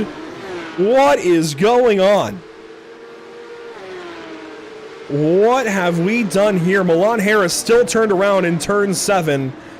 Oh my goodness. And look at this pack of cars, 3 wide into turn 10. Rayleigh up the inside. Oh boy. Felipe Moda checking up. One car spinning. It's one of the Texaco cars. Yep, Resende right in front of him. Oh my goodness. Another involved. Thomas Rayleigh. That was a 96. Yeah. Another. More contact. Now where's the 24? Contact at the left-hand side. Where's the 24? Dalton Zavadil now 11th place on the field. This is insane. He is 11th, now 12th as they go into the back end of the course here, right behind Marco Saavedra, Fabio Zamperlini. Ricardo Rico did get through all of this. He's second now. What in the world has happened on this opening lap? We've got a few replays coming up, that's for sure. I have quite literally no words to describe the first lap, gosh. Well, here's a look at some of these drivers at the front of the field wrapping up our first lap. Miguel Colon now 3rd place, leads Pro-Am alongside Bergstrom, Pendergast, Kroom, Angelo, and Kundal. There's more Pro-Ams in the top 10 than Pros. Absolute chaos to kick us off in the Pros. We'll let this first lap go by, let everybody get their spots as, oh boy. We've been talking very matter-of-factly about Thomas Rayleigh winning this championship. Imagine he loses enough points in this race when we did not expect it. It might not be solidified yet. Miguel Colon and Alec Bergstrom, they are all scoring a bunch of points. And if we look at points coming in, Kundal is the driver that's closest. Aubrey, he could get some spots. It's not technically over just yet. Let's take a look, though, at what just happened on lap number 1. I don't think any of us have a clue. Well, if we did go through that, we'd be here a while. That going in the wall in the background, that Scott Reister, he just spun the tires way too much in first gear. Yeah, we'll take a look at that quickly first. This is on board with Scott, waiting for the start. Fast forward a little bit. And he just, he turned left trying to get to the left side of the 10 and just absolutely turned himself into the barrier. What that does do is give us a chance to look at what happened to Ricardo Rico, Gustavo Ariel, all of these guys in turn 1. They just went wide. They just didn't anticipate how little grip they would have in turn 1. And look at this get out of control. Saavedra into the wall hard there with Bruno Di Carmo. Just further chaos. Again, I have no words. It just kept continuing throughout the entire first section of the lap. Everyone still remains pretty much calm for the most part, so nothing happens yet. Then Milan Harris has something right here. What even happens at a turn 7? Oh, wow. What? Oh. I've got questions, that's for sure. Speed difference there. I really don't know. You can see the field trying to get by all of that, and they do.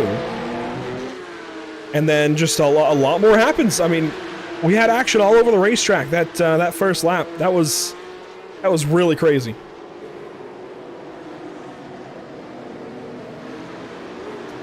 I'll be honest. I am very impressed that Saavedra and Felipe got through that lap as cleanly as they did. Here's the one. He gets by. It was the 99 that was shunted into the barrier so hard right there, and he is now still up in the top. Wow. Look at how much he got hit. He didn't pit. Felipe Moda's off. We're going to take one more look at this for Marcos Saavedra. He got by all of his teammates and everybody else that went off in that opening corner and then pow into the barrier. He is running 12th on the racetrack currently, was just passed by Dino Filippa. He's actually in front of Dalton Zavadil as we've got problems for Scott Angelo live. Let's come back to it now. Lap number 3 after all that's happened. Scott Angelo out wide at turn 7, going to rejoin right in front of Dominic Turcotte.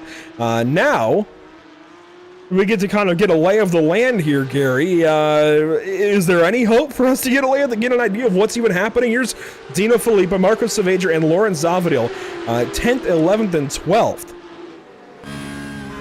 Good question. All I know is that Felipe Moda has decided to take a tow and just take the car behind the wall. Locked up, trying to avoid Scott Reister or the entry to turn number, I guess technically turn 3 in the braking zone, and then just went straight off and pretty much knocked the car out. And then what happened with Scott Angelo, double checking just to be sure, he was behind John Kroom, but I think Scott Angelo misinterpreted his braking point just a little bit. He nearly ran into the back. That's why he was off wide, but there wasn't any contact between the two. Well, and here we are. Yeah, this is where it gets important. Dalton Zavadil, an opportunity here on the 2 IRS drivers, Infinite Racing Services.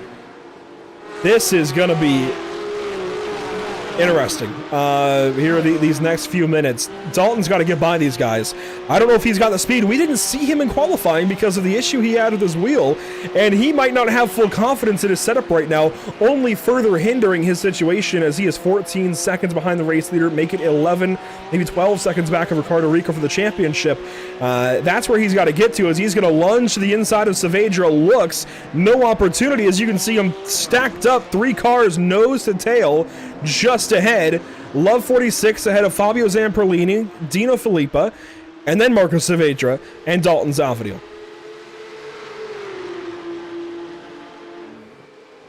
Wow. Felipe Moda not happy at all with how this race has started. Yeah, I don't blame him. He really couldn't. It's just one of those things. I think they both just, Felipe Moda just ran out of room, and Reister wasn't expecting Moda to have the nose at least up on the right-hand side, and then it just went from there.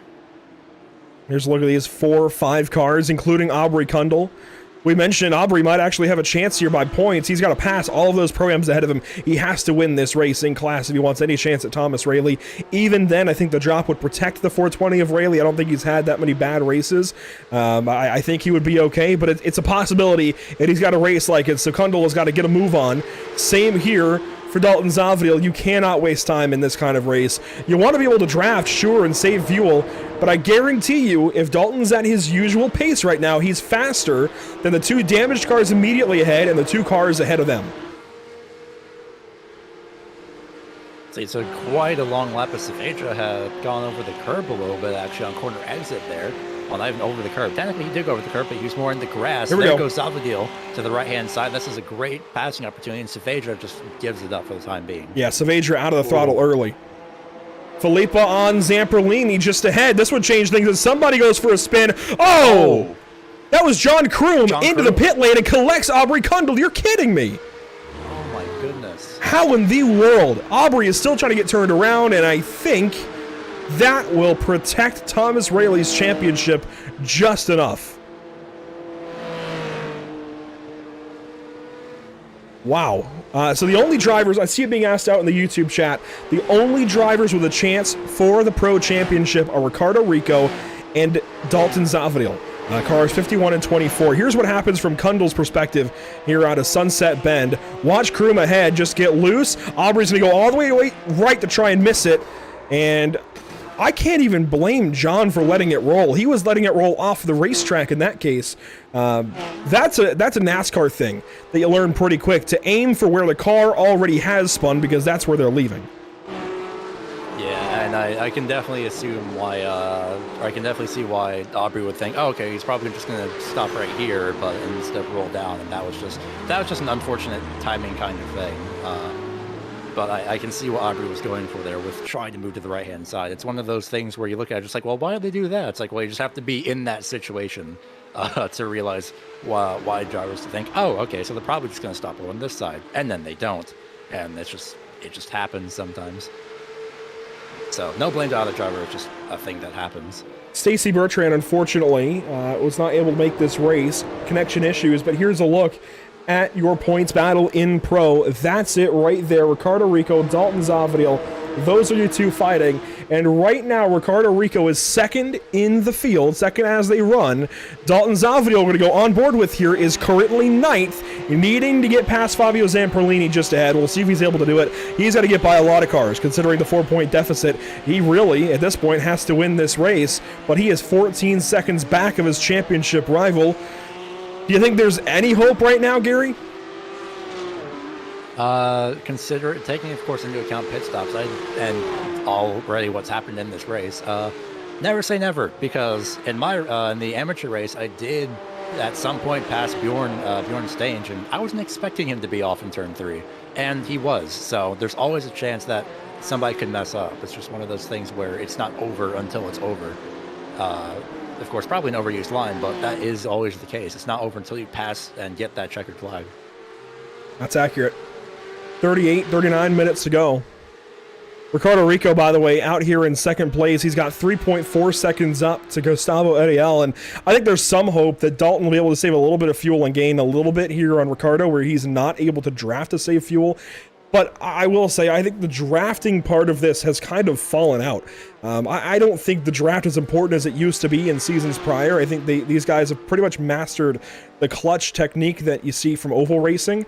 And that seems to be where these guys get most of their fuel savings, at least from what I see. And Gary, maybe you can say differently. You drive these cars, maybe not in the pit stop scenario like these guys, but I really think it comes from the clutch-in technique, entering heavier braking zones, and quite frankly, I think Ricardo is going to be okay. I don't see any way, unless he's involved in something, that he loses this.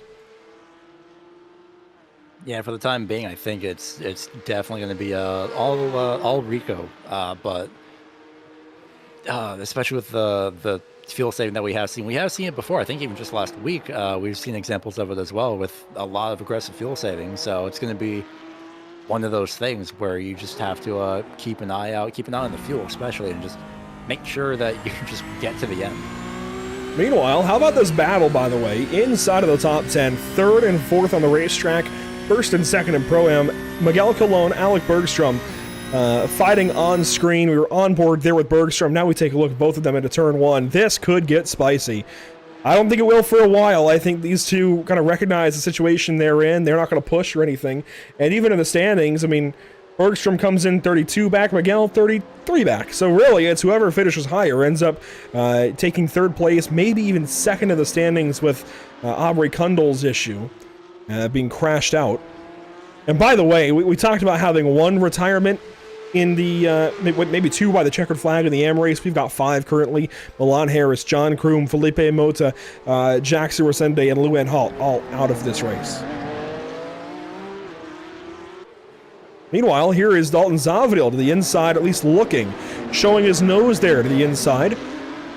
Not able to go by. Somebody that has gone by and has taken off is Dino Filippa up the road now, even after the lap 1 melee and contact that he got going off in turn 1.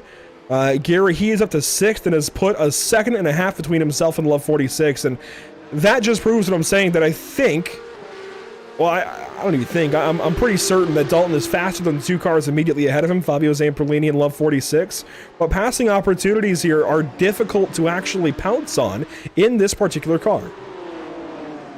Yeah, the slipstream isn't necessarily powerful as, but it's hard to equate between cars. The first cars that I think of when I think of slipstream, of course, are the pretty much any of the NASCAR series cars on the ovals, essentially, Daytona, Talladega.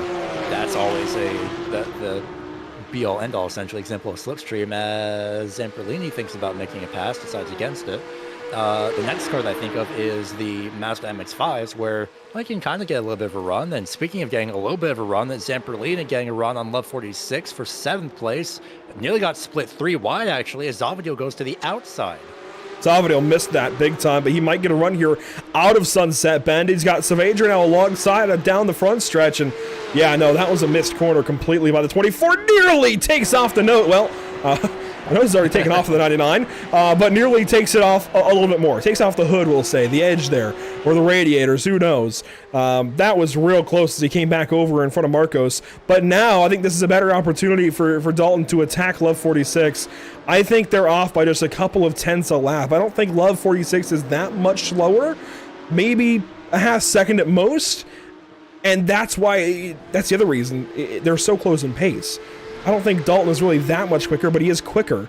And certainly it's held him up ever so slightly. He looks now to the inside in turn 7, again, just showing the nose and trying to prompt a mistake, but Love 46 doesn't pay any attention, and no problem there into turn 7. Well, Marcus Saavedra might capitalize on this while he is missing the front bumper and probably has steering damage. He definitely did hit the left-hand side. He's not missing the nose cam. He's actually, interesting enough, Saavedra is clutching just ever so slightly entering a couple corners. Well, he's still in this. Maybe not for the win, certainly, but he's still in this for a decent position inside the top 10. Let's not get it misconstrued here.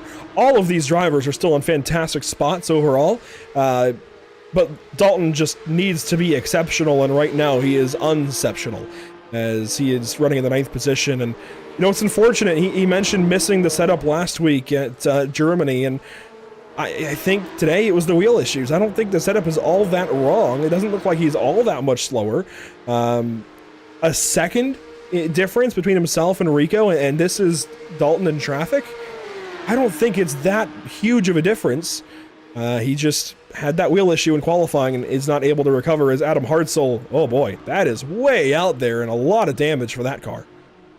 And I know, yep, it's the thing that I was fearing would happen to me, and somehow it didn't. Well, actually probably almost did on the opening laps. He caught the curb just on the corner exit. Take a look at this, out of Le Mans, onto the Ullman Straight. Driver out of Michigan, as Marcos Saavedra will pit. He's taking his first opportunity here to get in and get that damage repaired. And it's weird because I will say the Porsche Cup car has been found to have a bit of a bug as, oh, Hartzell, big hit. Glad nobody hit him. But the Porsche Cup car was found to actually have an advantage if you knocked the front bumper off. I don't know that it was really helping him here. Probably had some toe damage that was hurting him. Probably wasn't benefiting all that much, but he is back with a perfectly good-looking race car and back on the racetrack now, 17th position. And Love 46 has finally been passed up. No! Oh, contact here! No. Wow. And they save it, but that checks Dalton up a whole bunch extra. He's now got 2 seconds up to Fabio Zamperlini. And Love 46 is down to the 9th position. Let's just go back and take a look at what just happened. At least try to. 1 second. There we go. There's the replay. And It's probably the here we go. the closest thing that we've had to an accident for the past, 4 laps. So right on board. Down to the braking zone. Zalvadil on the left side, on the outside of the corner. Love 46 inside. He had it for a moment, and that's on Dalton. I got to say, he came straight off the curb and over into Love 46. He needed to bring the wheel back to the left ever so slightly to avoid that little bit of contact, and we'll see it again here. We'll even slow it down, and he needs to be kind of trajectorying to the left. Love is following the racetrack, and yeah, Dalton's just, I mean, he's racing. He didn't necessarily do anything wrong, but he's at fault for the contact. Actually did get just a little bit loose on that corner exit, and I don't know, I think both of them could have managed to have straightened out their wheels and kept going that way. I think it was just going for the same real estate. Taking a look here at the Pro-Am race lead. This is Miguel Colon and Alec Bergstrom, only tenths apart. Now, Dino Filippa, I mentioned, he got away from Love 46 and Fabio Zampolini first. He now runs in the 5th position. He has since passed Robert Pendergast. Pendergast riding in 6th position. And it's about 3 seconds from Dino back to Fabio, and then 2 more seconds from Fabio to Zavadil. I gotta be honest, 30 minutes to go. I'm gonna commend the effort here from Dalton Zavadil. But and anything can still happen. But if we finish as we are currently running, or anything close to it, it's a season in the books as 2nd place. Looking through, apparently Jackson Resende has also taken his car behind the wall for some reason or another. I wonder if he had gone off. And yeah, he's been out for a while. He's actually been out since the start. Never mind. Yep, those same 6, Sanchez, Harris, Kroom. Yeah, you're right. So he just took a while to leave. He was probably looking at the replays, honestly. A lot of these guys do stream. I was probably looking through the replays and just trying to diagnose what went wrong. His teammate, Bruno DeCarmo, is still in this race, actually up to 11th place now, chasing Scott Angelo. And we have had a couple of recent pit stops. We mentioned Marcos Saavedra came in for a 10.48 second stop. It was 11.63 for Scott Reister, who finally came in. And for Adam Hartzell, who was also pitted, it was 11.17 seconds.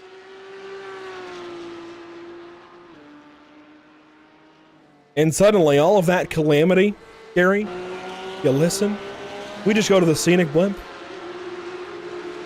It's so much more calm. Everything has completely changed. We don't hear cars crashing. We don't have to get super loud. This is the lull right now, the eye of the hurricane, if you will, as Bruno DeCarmo works here on Scott Angelo. This is for 10th position, and Angelo will relinquish that position.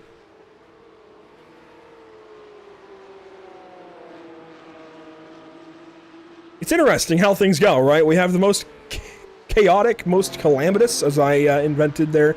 Hopefully invented. I want that to be my new word. Most calamitous 2 laps of the season, I feel like, to get this race going, and now it feels like we're trying to search for something. I will say Thomas Rayleigh here on Dominic Turcotte could be interesting. Of course, Rayleigh set behind the mark early in this race, started 8th, currently 17th, as low as 23rd.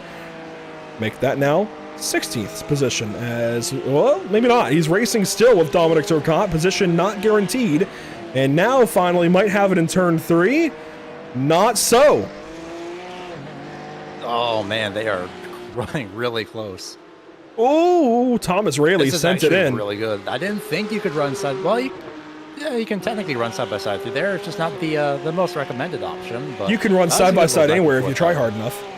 Well, I don't know about anywhere.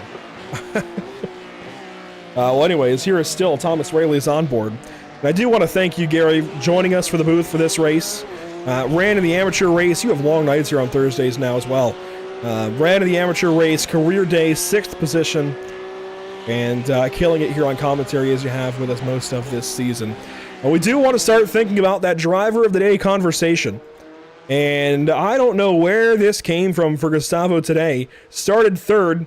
And he just might have this one wrapped up depending on how things go with our pit cycle. He's got 2.5, almost 3 seconds back to Ricardo Rico. He's got to be in the conversation. I think either one of our Pro-Am leaders, Miguel Colon, Alec Bergstrom, could be in that conversation. Heck, throw Fabio Zamperlini. I think Dalton Zavadil is still certainly in consideration. I know we're talking rather pessimistically about his day, but he is up 16 positions. Love 46 can be in the running. A lot of drivers here that certainly deserve consideration. And there are a lot of course, technically, in a sense, 21 options out of the 27 drivers that have appeared. Again, Sanchez, Chris Sanchez, Milan Harris, John Kroom, Felipe Mota, Jackson Resende, and Luan Hot are all out. Anyone else, or everyone else, is on the lead lap. Even still, Aubrey Kundal it's a little lonesome, essentially, in P21. But as for the first few picks, man, that's a good one.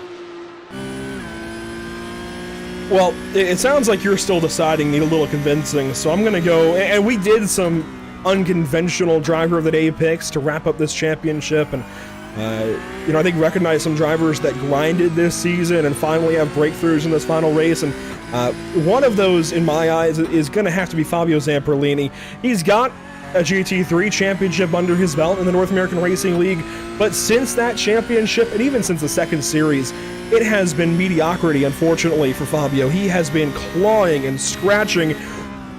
The speed picked up, and he's been trying to pick up with it, and he has. This season has been another breakthrough for him, nearly up to a 6,000 I rating. Fabio has really improved this season, got back nearly to his championship-winning ways. I mean, we're talking about him having a chance at third of the championship, even though he's 8th.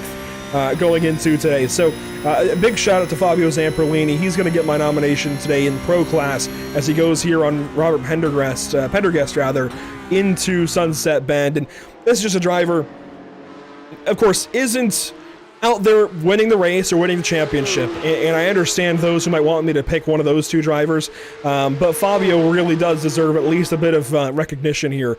And I'm willing to give it to him. He has really brought this season around for himself. And Duck Hawk Racing is back with car 27.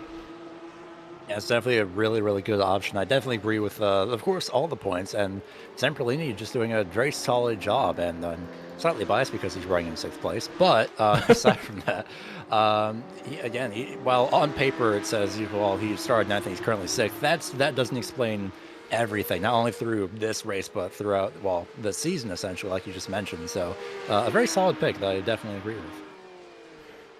You have one for Pro? Do you want to alternate here? Do you have a Pro or Pro-Am driver? I thought we were doing, all right, yeah, no, that works. Gosh, who do we have here? Zamperlini is a really good option. I have to go with Zavadil, and not as a pity pick, but as a legitimate pick, because he has been doing a very great job this season. I mean, hearing him in interviews, I think in the Belle Isle, I think he just sounded so just like lit up. Basically, you could hear his smile through the screen, essentially through the headphones, and just how excited he was. And even if the championship doesn't go his way for this season, as he tries to get by Pendergast, that doesn't discount his efforts that he made, and he's still making, especially because he's still trying to get by Pendergast for 7th place, so he can get up to Zamperlini for 6th place. So his efforts are definitely not going unnoticed. And of course, he's up 16 spots. He's going to make it 17 on Pendergast at some point. Might make it 18 on Fabio Zamperlini as Gustavo Ariel goes to the top of the board on top of the speed charts at 202.024. But down to Pro-Am, it's a different story. And somebody who has not been here for a couple of weeks is Alec Bergstrom. He's slid down the order in standings as well, and I think it's worth noting that he is having one heck of a return to the racetrack, 4th overall. And I have a feeling you're going to take the driver right ahead of him for your nomination, so I'll take Alec Bergstrom from Moradna's M Squad. He is oh so deserving of this one. That's only because you took who I was going to pick, was Alec Bergstrom.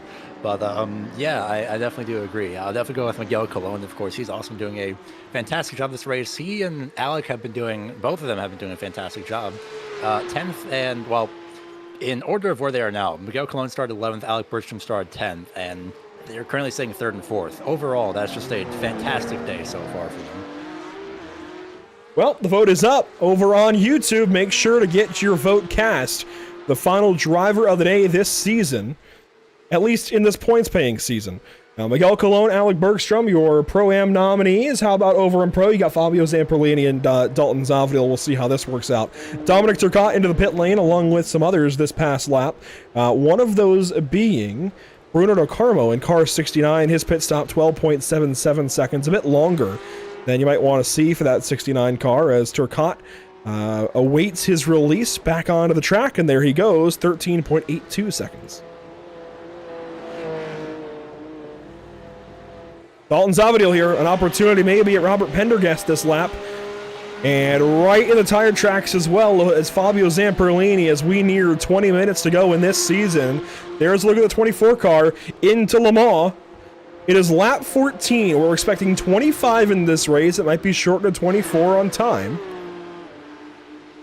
So we are about to take either 10 or 11 to go as Gustavo pushes the sound barrier once more, a 2:01.954. for car 12 as he tries to put space between himself and Ricardo Rico before this pit stop. Of course, this also brings up the conversation we had earlier is about the slipstream, which I was about to get to the point, and then we had a bit of carnage. I think we have maybe not more carnage. Thomas really drops a couple of positions. He is fine, I think. Yeah, he just slid off the track a little bit. Had actually quite sizable hit with the wall, but he is still going. But the slipstream in these cars isn't the most noticeable. Again, it's maybe about only 3 to 5 miles per hour of a difference, so it's not the most noticeable at times, especially when you have, in this case, Pendergast sitting in front of you, also in the draft of Zamperlini. But Zamperlini is also in a world of his own. He's got some great straight line speed. Dalton Zavodil an opportunity, and yeah, he's going to have to use this draft to get on by. He's also, I think, using this draft to save. I think pit stops are on everybody's mind. Pendergast has been very difficult to get by. He may be waiting for the pit stop. I don't like that strategy, though. I think, as a driver, you want to get out there and go get that spot on the racetrack. Get it with those four wheels deep into the corner. And here we go. Dalton says, all right, sure, I'll go for it. At turn 10, gets on by. That was perfect. I was going to say, that's the thing you'd have to keep in mind is like, well, you don't want the driver in front of you to essentially, I don't know if it's technically counting as an undercut if everyone's all within the same pit window, but slightly count it as an undercut. That's the thing that even I think about sometimes as well. All right, should I try and pass this person to get right by them, as O'Leary and Armando have a little bit of contact. They were quite slow through that section. Yeah, that they were. That's what caught my eye. But the blimp cam, of course, can flip right back over to Fabio Zamperlini and Dalton Zavodil through Le Mans here. Let's see if maybe Dalton can make it 2 in 1 lap. He might have the chance as Gustavo pushes that sound barrier one more time. A 2:01.879, nearing that 2-minute mark.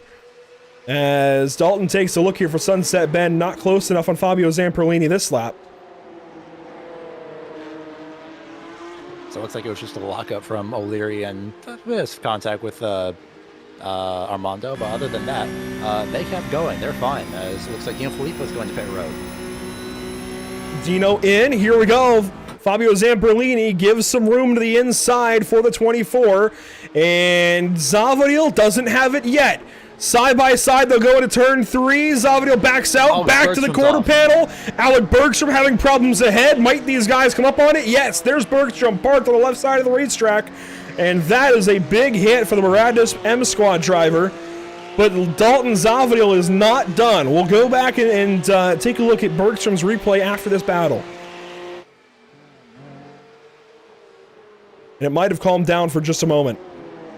Dalton now sitting back. Oh, wait, yes, it has. I was looking at the replay again, and I switched back, and that was well, in a sense, it probably hasn't yet. Who knows? Dalton could try and make a dive here. We'll see. He does have a little bit of He did pass in turn 10 last lap. He's going to try it again. He looked. Again, so it falls right back. Matthew O'Leary now into the pit lane. And yeah, he's got a great opportunity here at turn 13. Sure enough, hugs the curbing on the right side, sticks the nose, but does not actually lunge up the inside.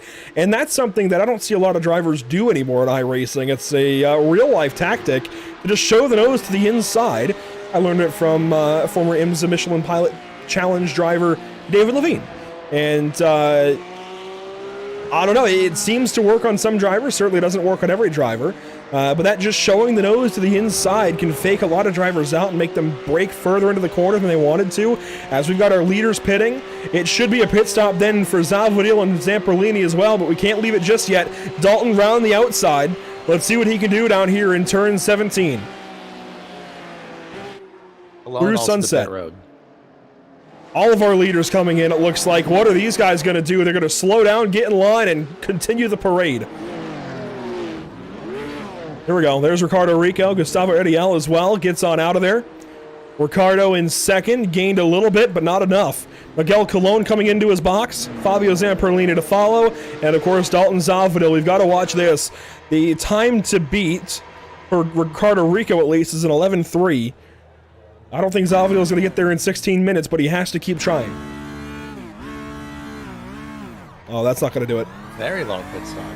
12:43. That is a second and 1.1 seconds long as he gets right behind Fabio Zamperlini, and I'm sure they'll closer than he was on pit entry to Zamperlini. Yeah, just a bit. They're going to continue this fight, that's for sure. Out front, Gustavo Ariel then has 2.4 seconds to Ricardo Rico. And Gary, we've got to start talking about the reality that the Drago Racing driver, newly added over there to that program, is going to, not victory lane this evening, but is going to hoist a trophy regardless and take home a big-time sum of money for his efforts this season. Car 51, Ricardo Rico. I don't know if he was the best from round one, but possibly. I mean, the season has gone through several changes. These last 4 rounds, I think, have mattered the most, and he's been the best. Yeah, Rico's definitely stepped up throughout the mid portion of the season. That's been going wonderful for him. Essentially, it's been going fantastic. It's the season that I'm pretty sure he just absolutely would have loved to enjoy. He just absolutely slaughters the curves. Essentially, he just goes right over them, but acts like they're not there. As Adam Hartzell has a little bit of an off, but he is okay. The same corner that Bergstrom had spun out actually as well.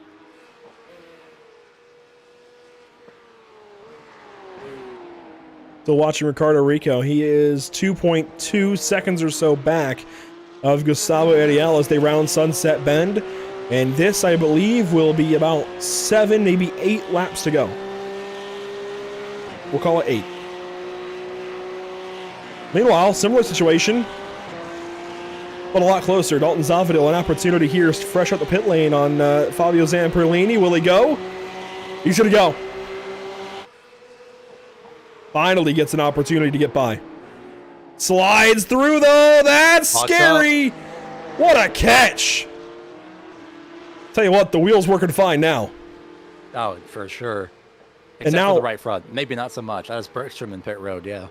Yeah, there now you see Bergstrom. Let's go back and see if we can catch the issue he had. It was a couple of laps ago. And this is where he was racing with Miguel Colon. So let's just watch from here.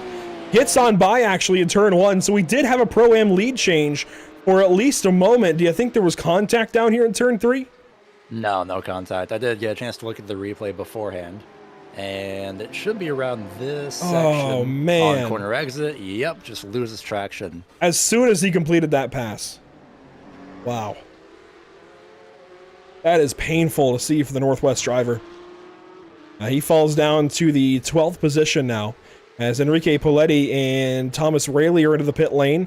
Poletti down and away. Rayleigh still waiting. And his drop week should have him covered. He will still be our Pro-Am champion, but not without a little bit of a drama here in this final race.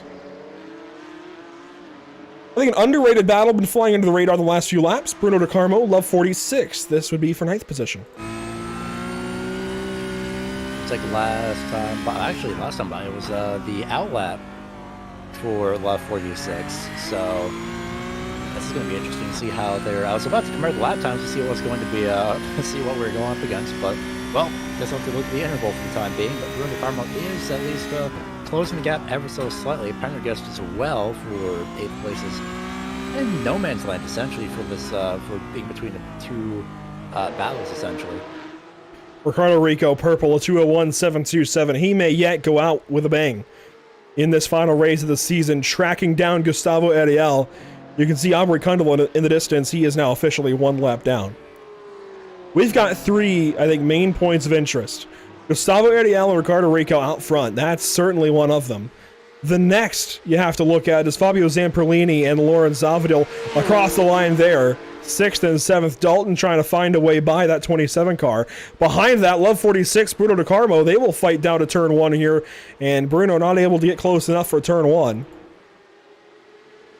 We may yet see some really good racing for each of these spots. If I know how to time correctly, and I thought I did for a second, not so much. I think about 4, if not 5, well, yeah, about 4/10 of a second difference between Love 46 and Bruno De Carmo.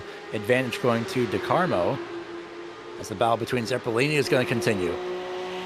Here we go, Zavadil to the inside for turn 7, and he is going to go to the inside of the corner. Gets in a bit deep. He's done this before, and he gets on by. Beautiful textbook pass in turn 7. De Carmo's going to get a pass on the exit of that section. Maybe goes right to the right-hand side of Love 46. This will be a challenge to turn 10 as Zamperlini slides in behind Zavadil. And there goes Bruno De Carmo to the inside of turn 10, makes the pass complete. Nice little pass there in Collier. Awesome by the start-finish line was a 202.91 for Bruno De Carmo. Love 46 with a 203.37. So advantage for the time being definitely going to Bruno De Carmo. We'll see if we can chase down Robert Pendergast. His last lap time was faster than Pendergast. And now we focus on the leaders. 10.5 minutes to go. Ricardo Rico has nearly brought that gap down to a second. That lap time, was it faster? Oh, just so slightly not. It was a 0.5 off. But it was a half second quicker than Gustavo Ariel. He is absolutely chasing down Ariel right now. But how much is Gustavo saving? Now, I will say Gustavo filled with more fuel at the stop. 11.7 seconds for the 12 car versus 11.3 for the 51. That's a half second of fuel.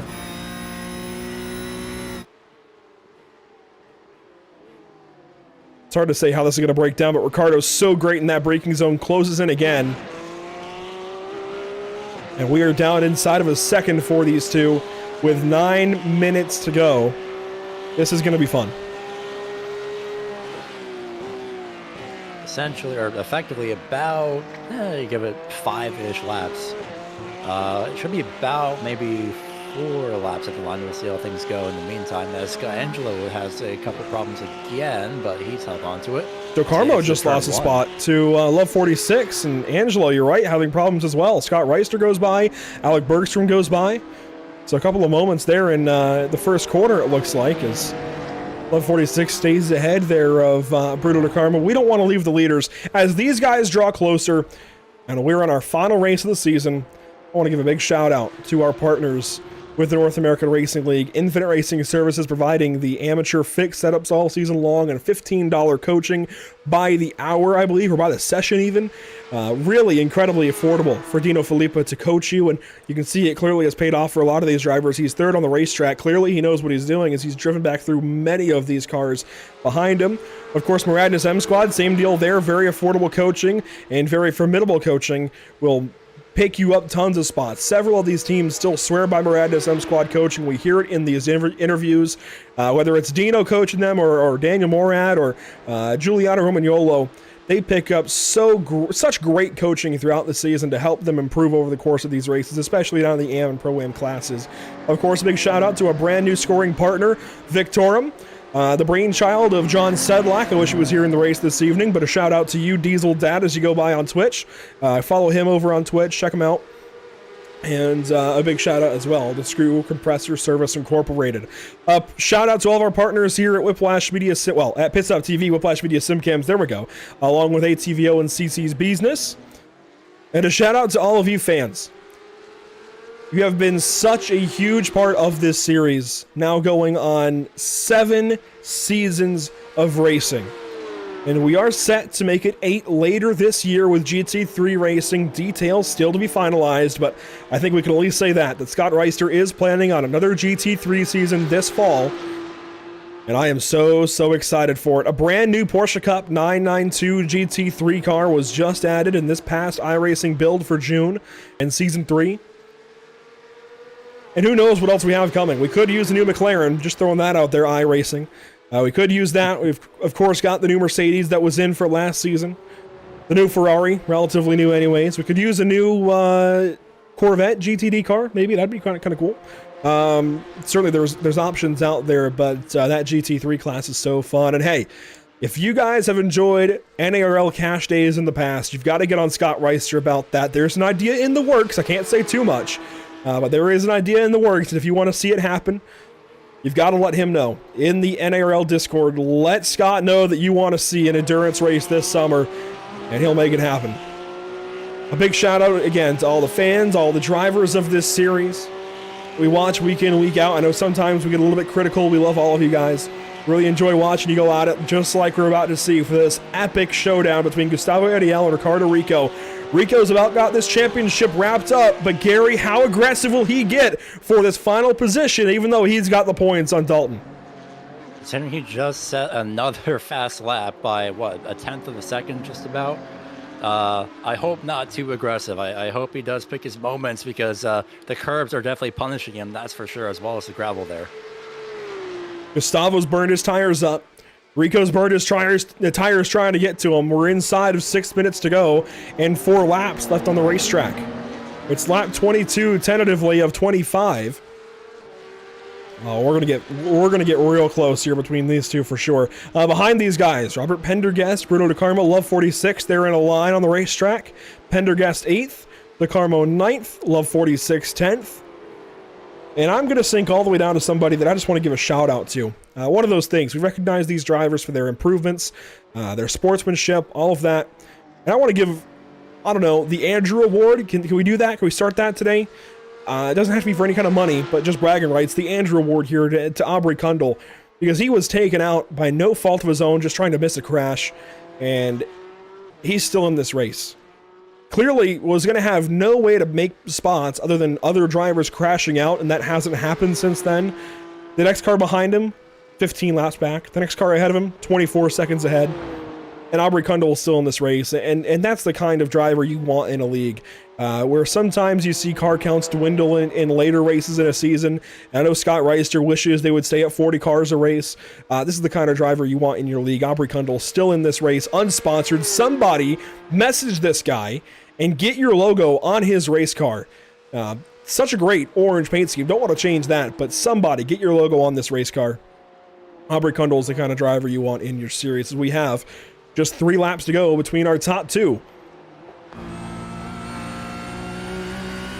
think a little bit. Oh, well, they had relatively equal exits, I think, actually. I was going to say, I think Ariel might have gotten a slightly worse exit, but it's going to be very close between these two. Again, it's more racing the track than the cars in front. And still getting the gravel at that corner is Ricardo Rico. It's definitely very difficult. I'm not trying to criticize him. It's definitely difficult to avoid that curb. It's borderline the natural racing line. You can't say he isn't trying here in the final laps. He wants the spot. Of course, can't get too aggressive. Can't risk incident points. Can't risk a crash because he can still lose this championship. It's a 38-second gap back to Dalton Salvadil. So sure, he could probably have an off a spin, whatever, get back going and stay ahead of Dalton. But you simply can't risk it at this point. The season that Ricardo has put together, he is such a deserving champion on his way to take a trophy. All he's got to do is run cleanly for these final 2.5 laps. But, of course, he's a race car driver. He wants that final spot, Gary, wouldn't you? Yeah, especially considering the past few laps. You know you're faster. You set the fastest lap. And you know you're just right there, but these two are essentially trading lap times because Ariel's last lap time was 0.06-ish seconds. So about, 500ths of a second, 600ths of a second faster than Ricardo Rico. So Ariel might have been saving his stuff. Yeah, that gap is stagnated in these final few laps here at Sebring International Raceway. What a season that has been put together. One more shout out on the schedule building to Scott Reister as Dalton Salvadil closes in here on Miguel Colon. This could be fun for 5th overall. A fantastic schedule put together. Detroit, Imola, Barber, Rudskogen Motor Center. How about that new addition to the series and to iRacing? Monza combined was so much fun. I'd go back and do that any day. I don't know if the drivers would, but I would. I would. There you go. Interlagos, of course, always a fun racetrack. The Nürburgring last week was fun to throw in, and how about Sebring to close things out? A driver's racetrack for sure, as Zavadil looks here on Miguel Colon. I think we would take a schedule like this any season. It really has been a fantastic set of 8 races as we look back on it all, and we do battle here for the final position in the top 5, and Miguel Colon moves over for Dalton Zavadil, not wanting to impede that driver's second in the standings, of course. Rob Pendergast hanging over Bruno De Carmo and Love 46, no change there. Armando Bejeron, Adam Hartzell, though, they might fight for 16th. As we have 2 laps to go, and we're coming around to take the white flag between our race leaders. And let's see, they are through, yeah, that's through Collier and into Tower this time. So they will get one more lap after this, it looks like. Ricardo Rico, Gustavo Ariel, or are we already waving the white flag? We're not yet. We will get one more lap. We will go for 25 this evening at Sebring. Yeah, they're going to get the white flag at just about 25-ish seconds left, so they will make it. And it's going to get real close between these two. Rico's been closing the gap as well. I think he's a little bit better through, well, not this section, and he just gets on the grass ever so slightly. I think Rico's better through the, see, he wipes off the dirt that got kicked up. I think he's a little bit better through essentially what's like sector 1-ish, if not 2, versus Gustavo Ariel. Well, that's the sector that matters. You want to set up for a pass in Sebring, in Sunset, right? That's one of the best places to send it up the inside. Of course, turn 1, another one. Turn 10 works as well, as we take the white flag on the season here in the North American Racing League, and our leaders, Gustavo Ariel and Ricardo Rico, headed to turn 1 for the final time this evening. 1 lap to go. Lap traffic is ahead. Will they get there this lap? It'll be close. Will Rico get to Ariel this lap? He's got to, again, be careful. He's going to have to keep his car on the track and off the gravel, off the grass. There you see officially the white flag presented by Whiplash Media Simcams. And that's it. Well, maybe. That might not be it for the fight, but that was a big off track, and hopefully that's not a penalty. All it would take is 1x. You get a 40-second penalty on this last lap, you're losing the championship possibly. You can't have little mistakes like that, as Marcos Saavedra is into the pit lane. Miscalculated fuel apparently. Lauren Zavadil now 1 spot closer. This might not be entirely over, just in case Ricardo makes one more mistake. How many incidents do you reckon he might have? At this point, oh gosh, who knows? I'm definitely keeping a close eye on any notices, though, that's for sure. Just the back end of the lap to go, Gustavo and Rico. Just a few more corners. 14, 15, 16, and 17. And this is historically the worst sector for Ricardo Rico. Gustavo's going to have the draft on the Ullman Straight. Can he set up for turn 17? Rico, slow corner there. It's looking good for Gustavo Ariel, but we do have Thomas Rayleigh ahead. How's he going to play into this final corner? One more corner. Is Gustavo out? No, he swerves on the backstretch. He's still got power. Thomas got out of the way. One more corner for Ricardo Rico to get this win. He's trying to get to the outside, trying to cut back to the inside. It's not going to work. Gustavo Ariel will win round 8 at Sebring, and Ricardo Rico is your Season 3 champion in Porsche Cup Racing. Dino Filippo will come around and take 3rd. But how about your champion this season, Ricardo Rico, 2nd place in the final round? Either I missed something. I think I missed something because Zavadil's up to 4th place now. Yes, so that was Saavedra's pit last lap. And it got one more spot for Dalton Zavadil, but it won't be enough. He did drive through 20 positions from 24th to 24th to 4th on the grid. An impressive day, to say the least, but it's not enough for Dalton Zavadil. He'll have to settle for 2nd in the standings. Miguel Colon comes across 5th. Bruno De Carmo and others coming now to the checkered flag and finishing their day here at Sebring. It was De Carmo over Pendergast, over Zamperlini, over Love 46. Now Saavedra goes 10th. Bergstrom will then go 2nd still in Pro-Am. Reister Angelo, Deus, and the rest. We still have Enrique Paletti and Armando Bejeron. This could get fun. Here we go.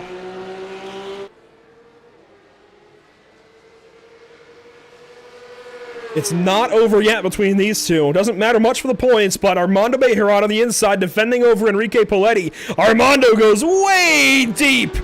Wow, he hangs on to it and takes that spot back away from Enrique Paletti, and they will come around and wrap up their seasons respectively in 16th and 17th positions. Dominic Turcotte will be 18th, and Adam Hartzell in car 81 will be our final car to the checkered flag this evening, Gary, and this season. What a season it has been. I can definitely agree with that. It's been one heck of a season. It's been absolutely fascinating. It's been great, as I think Adam Hartzell was kind of taking his sweet time a little bit down the straightaway, but I don't blame him. Kind of enjoy it and just take the checkers. And with that finish across the line, it is final as, oh boy, right at the checkers. That was weird. Right at the checkers, ATVO just threw an error, but I think we're okay. That was interesting. But things are final. Gustavo Ariel, of course, wins the final round this evening at Sebring. Let's take a look at our unofficial race results as, yeah, sure enough, ATVO threw an error right there. It's displaying, for some reason, Adam Hartzell as the winner. But I tell you what, it is Gustavo. Let's see if I can just refresh the timing screen. And, nope, well, you'll have to ignore that. Anyways, Gustavo Ariel does win this evening by just 0.2 over Ricardo Rico, Dino Felipe third, Dalton Zavadil. A fantastic drive from 24th to 4th with wheel issues in qualifying, but it's simply not enough, Gary. It's difficult. It's so bittersweet, but he is leading our driver of the day vote. You can keep voting between Fabio Zamperlini, Dalton Zavadil, Alec Bergstrom, and Miguel Colon, but I gotta say, that might be the drive of the season and the most deserving driver of the day award we give away all season. Yeah, I definitely don't disagree with that whatsoever, because especially with, again, not only this race, but this season, Zavadil did an absolutely fantastic job. And the pressure on him in this race in particular. All of the mistakes, I'm not even gonna call them mistakes, the issues, the setbacks in qualifying alone, and he didn't shy down from a challenge. He drove through the field from 24th to 4th. What a drive. That might just overshadow the race win for Gustavo. But Gustavo Enrico, of course, on top of the board. Ricardo with the championship. Miguel Colon does win in Pro-Am. Thomas Rayleigh will stay the champion there. Bruno De Carmo 6th. Robert Pendergast, Fabio Zamperlini, Love 46, and Marcos Saavedra, the rest of the top 10. And well, we'll have to do it manual, Gary. It looks like ATVO really is having a time, but that works. Hey, it happens. But we do have it. Alec Bergstrom finished in 11th place. Scott Reister finished in 12th. 13th place was Scott Angelo. 14th place was Zachary Deus. And then rounding up the top 15 was Matthew O'Leary, with Armando Bergeron finishing in the 16th place position as we watch that battle between him and Enrique Paletti, who finished in 17th. Dominic Turcotte finished 18th. 19th was Adam Hartzell. And then 20th place, Thomas Rayleigh, the one of two drivers that finished one lap down. Finishing 21st is Aubrey Kundal. Chris Sanchez goes 22nd. Out early, 19 laps down out of 25. Milan Harris, 20 laps down out of 25. He finishes 23rd. Then John Kroom, Felipe Mota, Jackson Rosende, Luan Hott, and Stacy Bertrand. The rest of the 28 cars that made it here for round number 8. That is a season in the books. We do have some drivers to talk to. First up, Gary, how about our overall race winner, Gustavo Ariel, who goes to victory lane here in round 8 of 8 by just 0.2 over Ricardo Rico.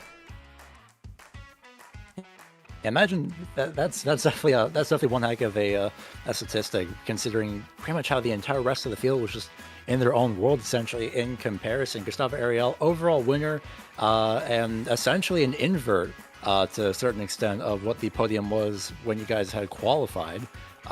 So fantastic job. Started third, finished first, and managed to outlast Ricardo Rico. I assume saving tires in the last portion of the race. Well, it was a really good race. First of all, thank you so much, the North American Racing League, all the guys on the Pit Stop TV as well. was an amazing season.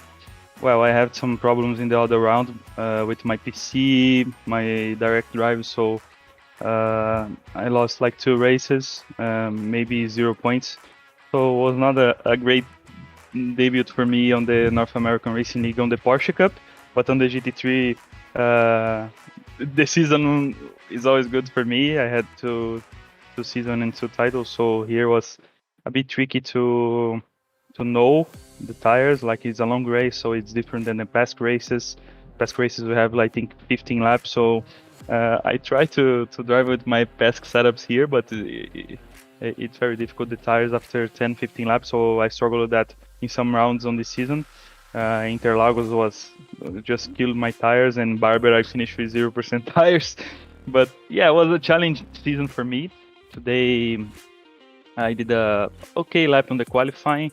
I managed to not overshoot the turn 1, and that's what's happened. And the guys overshoot, and I overtook to P1. So after that, I just tried to put my pace on. I did some mistakes on the lap 1, and after I think lap 10. So after that I was just wondering the way to treat the tires well. It's very difficult here on Sebring, mainly on the last corner, to maintain a good pressure. So yeah, it was really tricky to manage that. But after some laps, Rico joined in the draft, so I just trying to stay calm and do a clean line, and I managed my tires very well on the last 10 laps, on the last 5 laps, and yeah, I managed to win. So very happy with that. I had a little help from the back marker on the last lap, so that helped me a lot to maintain my position. The last corner I just did like an inside line, hold the inside line, and yeah, it was fun. So yeah, it was a great way to end the season. That's definitely a great, like you just said, that was a fantastic way to end the season, especially on a very challenging track as well. So looking, I guess we'll go with this. What's essentially next for Gustavo Ariel? What do you think? Well, it was a really challenging season. Yeah, this track on the season was really fun to drive, mainly on Monza. It was really fun to drive on these tracks. It's different from the official calendar. That's good, because a lot of tracks I don't race before. So yeah, North American Racing League provides a very good season every time. So yeah, I'm really happy to end on this year, and with a lot of good drivers. I think Rico won the championship, so congratulations to him. And I want to say a big thank you to my team, the Texaco Racing by Tony Kanaan, all the sponsorships, Texaco Lubrificantes, Simped, HB, Logitech, Toyota Gazoo Racing Brasil, toda a galera aí que fala português aí, obrigado. E yeah, I was just speaking a bit in Portuguese, so I'm really happy to end the season this way. Thank you so much to Scott. He did an amazing job to driving on the pro. So yeah, it was really fun to see he's improving and the league is improving as well. Thank you so much. Thank you, Gustavo Ariel, for your time. A fantastic race and a fantastic season, of course. We hope to see you again next, I guess, season in this case. Yeah, see you there. It will be fun to drive on the GT3s now. Let's see if I can maintain my title. So yeah, I'm really happy and looking for that. Thank you so much, guys, and see you soon. Take care. There you go, Gustavo Ariel with a final race win on the season. How about Ricardo Rico, our champion this season in the North American Racing League Porsche Cup Series? And Ricardo, a fantastic drive here in race number 8. You solidify your championship. All you really had to do from the drop of the green was stay up there. You did that. What was it like behind the wheel for you this season? I have to say that I am very happy because I think I improved a lot on my pace since I already did last season, and it was hard for me to keep up with the pace of the leaders. And now I am not that strong in quali, but the race pace I improved a lot, and I have to say that I'm happy for the season in general. And about the race, I don't know. It was a bit crazy on the first lap. I just tried to stay safe, and I almost couldn't. But at the end, I could survive, and just from there, try to have a good pace to catch Gustavo. And Ricardo, this kind of ties up a wild season of racing, and included in that was a team change for you. What happened there a little bit behind the scenes, now over at Drago Racing, and what is that like now joining this new team and moving forward in the rest of 2023? I don't know if it's a consequence or a cause to be in Drago, but I'm very happy to be here with my new teammates and the guys who are helping us. And yeah, I think I work my ass to be here and just to improve my pace and to try to be back at the best level. Because I just I got some time a bit relaxed, and I think now I'm prepared and more motivated than ever. And with this result, it's only more motivation. So Well, it certainly was a pleasure having you here for another season of NARL Racing. How about GT3s in the fall? How do you feel for that? I'd like to do it, and I'm aiming to do it because I finished second last season also, and I want to try to win it also. But I have to see what do I have to race with Drago and the special events or whatever. So, but if I have a bit of time, I will do it for sure. And the pleasure is mine on be driving here with your streams and this organization. Well, the pleasure is certainly ours, Ricardo. Thank you for being such a great driver in this series, providing us with such great racing, and talking to us here at the end of these races. Congratulations on the championship. Hopefully we'll see you next season to defend. Thank you, guys. Have a good night. Thanks for all the guys who are supporting us. Ricardo Rico with a fantastic run here in the final race of the season. Let's move on down. Dalton Zavadil, one hell of a drive. We'll say it. One hell of a drive at the end of the season. Gary, here is driver 24. I don't think I should be talking to him. I think you should be talking to him. It's only fair. You've seen how he's driven up through. But Dalton, it's still a fantastic job. I even brought up during the races that you put in an absolutely incredible amount of work throughout the season. While of course you did come out short, that doesn't discourage all the hard work that you've done. And like I brought before, is I think at Belle Isle was either your first win or your first podium. I feel awful for not being able to remember which one specifically, but I know you were interviewed, and I could basically, what I described as I could hear your smile through the headphones of just how alight you were. Well, you know what? Despite the fact that I'm second place in the championship, I'm still absolutely elated, man. Like, this was an absolutely amazing season, and I could not have asked for a better championship. I just tried to play it consistent all season long. You know, we got 2 wins, Belle Isle and Barber. And then, this race was an amazing performance on its own, in my opinion. And, coming back from 24th to 4th and having my wheel, decide that it was like, let's not do qualifying. That was an interesting journey. I always have to love it when hardware goes through the fun thing of saying, well, you know what, you could, but we're not going to. You get to sit and wait like everybody else.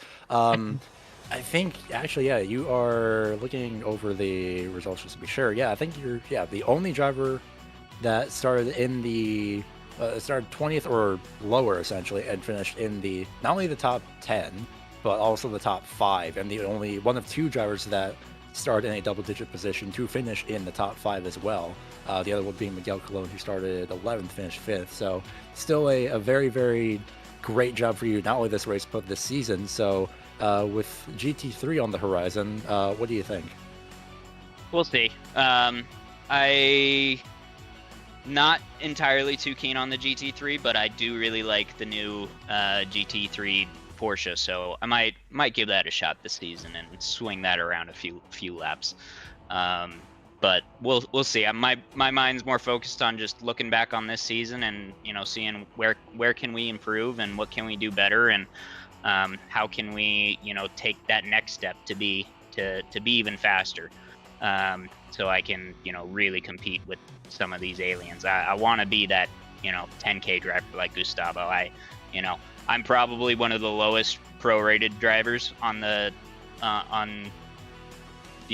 in the league at 5,000, and to be able to be competing week in and week out with these 8K, 7K, 10K, 9K guys is like, it's pretty baffling for me that I've just gained so much pace in a fairly short amount of time. But, you know, what a great season. I loved absolutely every minute of it. Congratulations to Ricardo. I've been talking to him the last few days. It could not have happened to any better of a guy. Ricardo's an awesome man. He's helped me out. I've chatted with him, and he's such a great guy. So, you know, congrats to him. And really want to say thanks to SimCity Racing, thanks to the guys, thanks to all our sponsors, Jordan, Monster, Oakley, Advanced Sim Racing, Star Nursery, Maconi Setup Shop, and Abruzzi Racewear. All those guys, you know, they really help us out doing everything there and putting this team together and really allowing me to shine bright on even on darker days where my wheel decides, nah, I don't want to work in qualifying. Well, even despite that, I'm pretty sure, of course, all your sponsors and your teammates are definitely be proud because you also did get the driver of the day vote by 55%. So, nice. Of course, you also get to end the season on 2 highs, essentially, driving from 20 positions up as well as the high of game driver of the day. So, congratulations on that, and a great race for you as well as a great season. Thanks, man. I really appreciate it. And hey, thanks Pit Stop TV for you know, televising these and doing such a great job with all of your replays and everything. You guys do such a great job. And you guys, you know, you deserve a lot more viewers, in my opinion, a lot more subs. And, you know, you guys do a fantastic job, and just keep it up. Certainly appreciate it, Dalton. You deserve a lot more claps on the back this evening, I gotta say. One of the best drives I've ever seen in the North American Racing League. 24th to 4th with a wheel you were unsure of. A wheel that gave out apparently on the final lap again.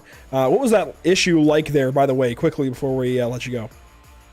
So essentially what happened in qualifying, I'll start there. I was just going down my lap, and then I just went onto the back straight, and I was stuck in 5th gear and just had nothing. No shifting, no changing pages, no nothing. I had 0. So throughout all of qualifying, I was just sitting there messing around, connecting and disconnecting a million different things, trying to get my wheel to start working. And then, you know, it started working a minute left in qualifying, I think, or something like that. And so I was like, all right, great. I guess we're going to use this last lap for a little bit of extra practice. So I did like 1 lap.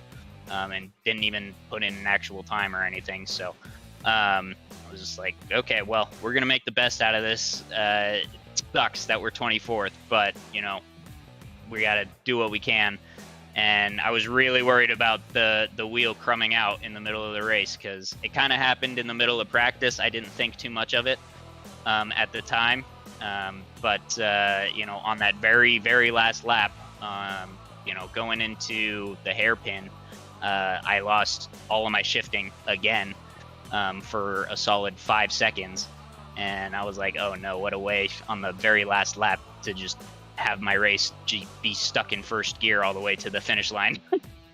But yeah. Well, we're so glad you're able. Yeah, we're so glad you're able to overcome it. That's an unthinkable kind of thing to have happen in the final race, and you're racing for a championship, no less. This might have gone differently if not for that, but that's part of racing sometimes. And just once again, congratulations to you and everybody at SimCity Racing. You guys did fantastic, especially overcoming adversity today. 24th to 4th. That is one hell of a drive, and a very deserving, maybe the most deserving driver of the day yet. Congratulations, Dalton. Have a good one. Thanks, guys. Have a good one yourself, and great season. Absolutely. Great season to you. That is Dalton Zavadil.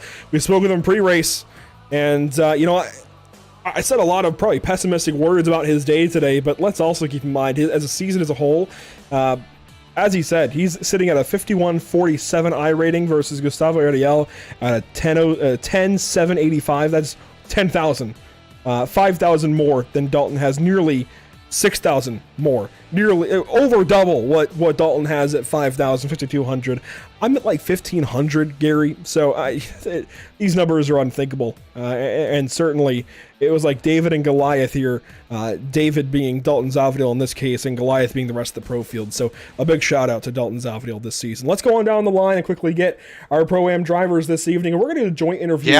For our, apparently, yeah. We're going to do a joint interview here for our Pro-Am, I think, best team of the series. Epic Fails Motorsports, Thomas Rayleigh, Robert Pendergast. We're going to start with Thomas Rayleigh. You are our champion this season. I know it was a really odd day for you, Thomas. What was it like behind the wheel? It was a rough race. I knew when you factor in the drop weeks and everything, it was mathematically impossible to lose. So I didn't have to do well, but I still wanted to. Put it in second place in qualifying was right where I wanted to be, but I've seen many of my people that we're competing against get caught up in those first lap wrecks, and this was my turn, so that sucked. But for the team aspect, Robert pulled it out. He got another podium for us and locked in the points, and we also got the Pro-Am Team Championship as well. Yeah, I incorrectly called Alec Bergstrom second to the line in Pro-Am because Pendergast, you snuck under my radar, and Rob, you have turned things up these last few weeks. You guys opened up 1-2 in Pro-Am, but you finished up just as strong as ever, if not stronger, these last three weeks. What changed over the course of the season, Rob? I know there were a couple of races in between where it was a little bit iffy, but you closed out really nicely. Honestly, I think it was participation. I was planning to use 1 week for a drop, and my home improvements snowballed, so I missed out 2 more. So I had 3 zeros, but whenever I got around to actually putting in some time and making the race, things go well. And Thomas, there's really no telling whether or not you get pushed up to Pro-Am, or up to Pro rather, from Pro-Am. I think you might be getting put up. I'm sorry. I think that's just kind of the way it's going to go. Scott Reiser likes to do that to you guys, but this has certainly been a big-time season for you and your guys' little team that could in this case. Clever took the amateur championship for drivers, and you guys are taking the team championship, the driver championship. A lot is going on for EFM. What's next? This is going to be a multi-part. I'm going to ask both of you guys, so I'll let Thomas answer first, but then Rob, your input as well. What's next for the team? And how does this summer into fall for GT3 racing here at NARL go for you guys? Oof, it's directly speaking to the next season, I don't know if I'm going to make the GT3s. It is tough hanging with these guys. I never really had the true pace against the other front runners, and Robert, when he showed up, I was just able to get there and finish second, third frequently, and showing up every day really helped me. But yeah, Clever Bay did an amazing job. He really turned it up in the middle of the season and just killed it at the end. What's next for EFM is we're going to put Bay in Pro-Am. He's going to get a win. I think Robert's going to end up being pushed up to Pro, but if they let him stay in Pro-Am, it'll be an intense battle between Robert and Bay the next Porsche Cup season. And Robert? Yeah, I'm going to look forward to a little breather after the league here. Probably do some officials, and then I've got some real-life autocross. I got a track day this summer that'll take up some of my time, and then hopefully get back into the league in the fall. Where do you run autocross at? Cincinnati region. There you go. Cincinnati region SCCA, I take it. Yeah. There you go. And I just had a killer event this past weekend. The Peru National Tour. I came in first place in my class and sixth overall in packs out of 237. Well, congratulations to both of you guys. A really strong season for Epic Fails Motorsports, and I think you guys are, I know, Thomas, you have your reservations about GT3, but if you get out there with them, I'm sure you'll do great. It looks like an up-and-coming team for sure in this North American Racing League, and that is something to grab onto and run with for this next season of racing that we have coming up in just a few short months. Again, congratulations to all three of you guys now, who I'm sure will be in these pro races next time around. Hopefully we'll see more of you guys in the fall. Thanks, Andrew. Thanks, Andrew. Time to pop champagne. There you go. Thomas Rayleigh and Rob Pendergast celebrating the right way after a championship for both driver and team. And how about Gary, before we close this thing out, Miguel Colon this evening winning in Pro-Am. And Miguel Colon doing an absolutely fantastic job. Avoided the lap 1 chaos for the most part, locked up a little bit in one of the corners, but by the end of lap 1, you found yourself in P3, and so long as I'm reading all and thinking about points correctly, which I hope I am, do have a chance to at least get second place in the Pro-Am or in the Pro-Am standings, and definitely third place. So ending it out on the podium in both senses, really. Yeah, I think I will call it an okay season, in terms of like family time and everything. So I didn't have to spend much time like I did last season on the Porsche Cup, and this car and how the field is right now, where everybody's running very good. You have to put more time to be able to be competitive. I will say congratulations to Thomas. He was consistent all season long. I think I was able to make it. I think I'm gonna make it to second place, which is good. Second place in the championship. Finally got the W in this series again. Man, I was very shocked. I saw the first lap chaos, and once I passed the finish line, I saw that was third place overall. I was like, is this true? And yeah, considering everything that happened and how many incidents there were, I would also be a bit speechless. I would be breathing a quick sigh of relief and being like, okay, what do I do now? But of course, ending out the season with a win in the Pro-Am class. So what are your thoughts heading into the future of NARL? Yeah, so far, I have been running the GT3 series. This is my second season running in the Porsche Cup, and so far I like it. I think it's a very good city. A lot of good competitive people here, which actually push you to hit the limits to be able to be on the top running with the top guys. So I like it. Of course, hopefully we do get a chance to talk with you again in the future. Of course, anyone else that you'd like to give a shout out to before I go ahead and let you go? Yeah, thank you to you guys, the American Racing League, Pistol, for putting the stream together. Our community, Sim Racing PR from Puerto Rico, my sponsor, Urgency Machine Shop also. So thank you, guys. Of course, thank you for your time, Miguel. Congratulations once again on the Pro-Am win and a provisional second place in the Pro-Am standings. Well, there you go. That is it for us this evening. A big shout out to all of our champions this evening. Just going back and recapping, we have got Clever Tavares, and now I've learned it's Cleve Tavares. Never would have known. You should have corrected us, Cleve. I really wish you would have set us straight, but Cleve Tavares and Thomas Rayleigh, Ricardo Rico, great driver champions this season. And, I touched on it earlier. I know we get critical at times because that is part of the job as a racing broadcaster. We're not here necessarily to make friends while broadcasting, more so to make friends off of the racetrack and then make jokes about those friends sometimes on the broadcast. We really do love all you guys here at the North American Racing League. You are all fantastic.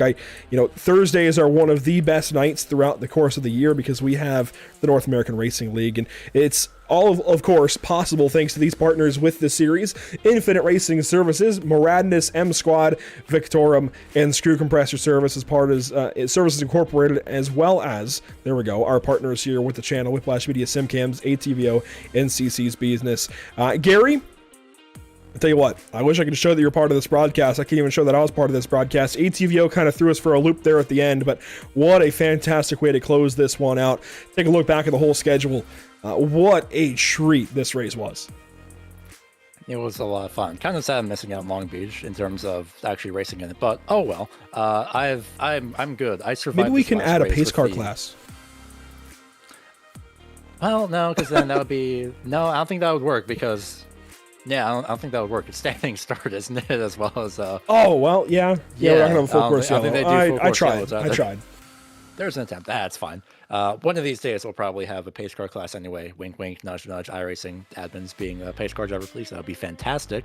I will not let go of that potential feature being a thing. But realistically, though, this series was both in the broadcast booth as well as on track. It was a lot of fun.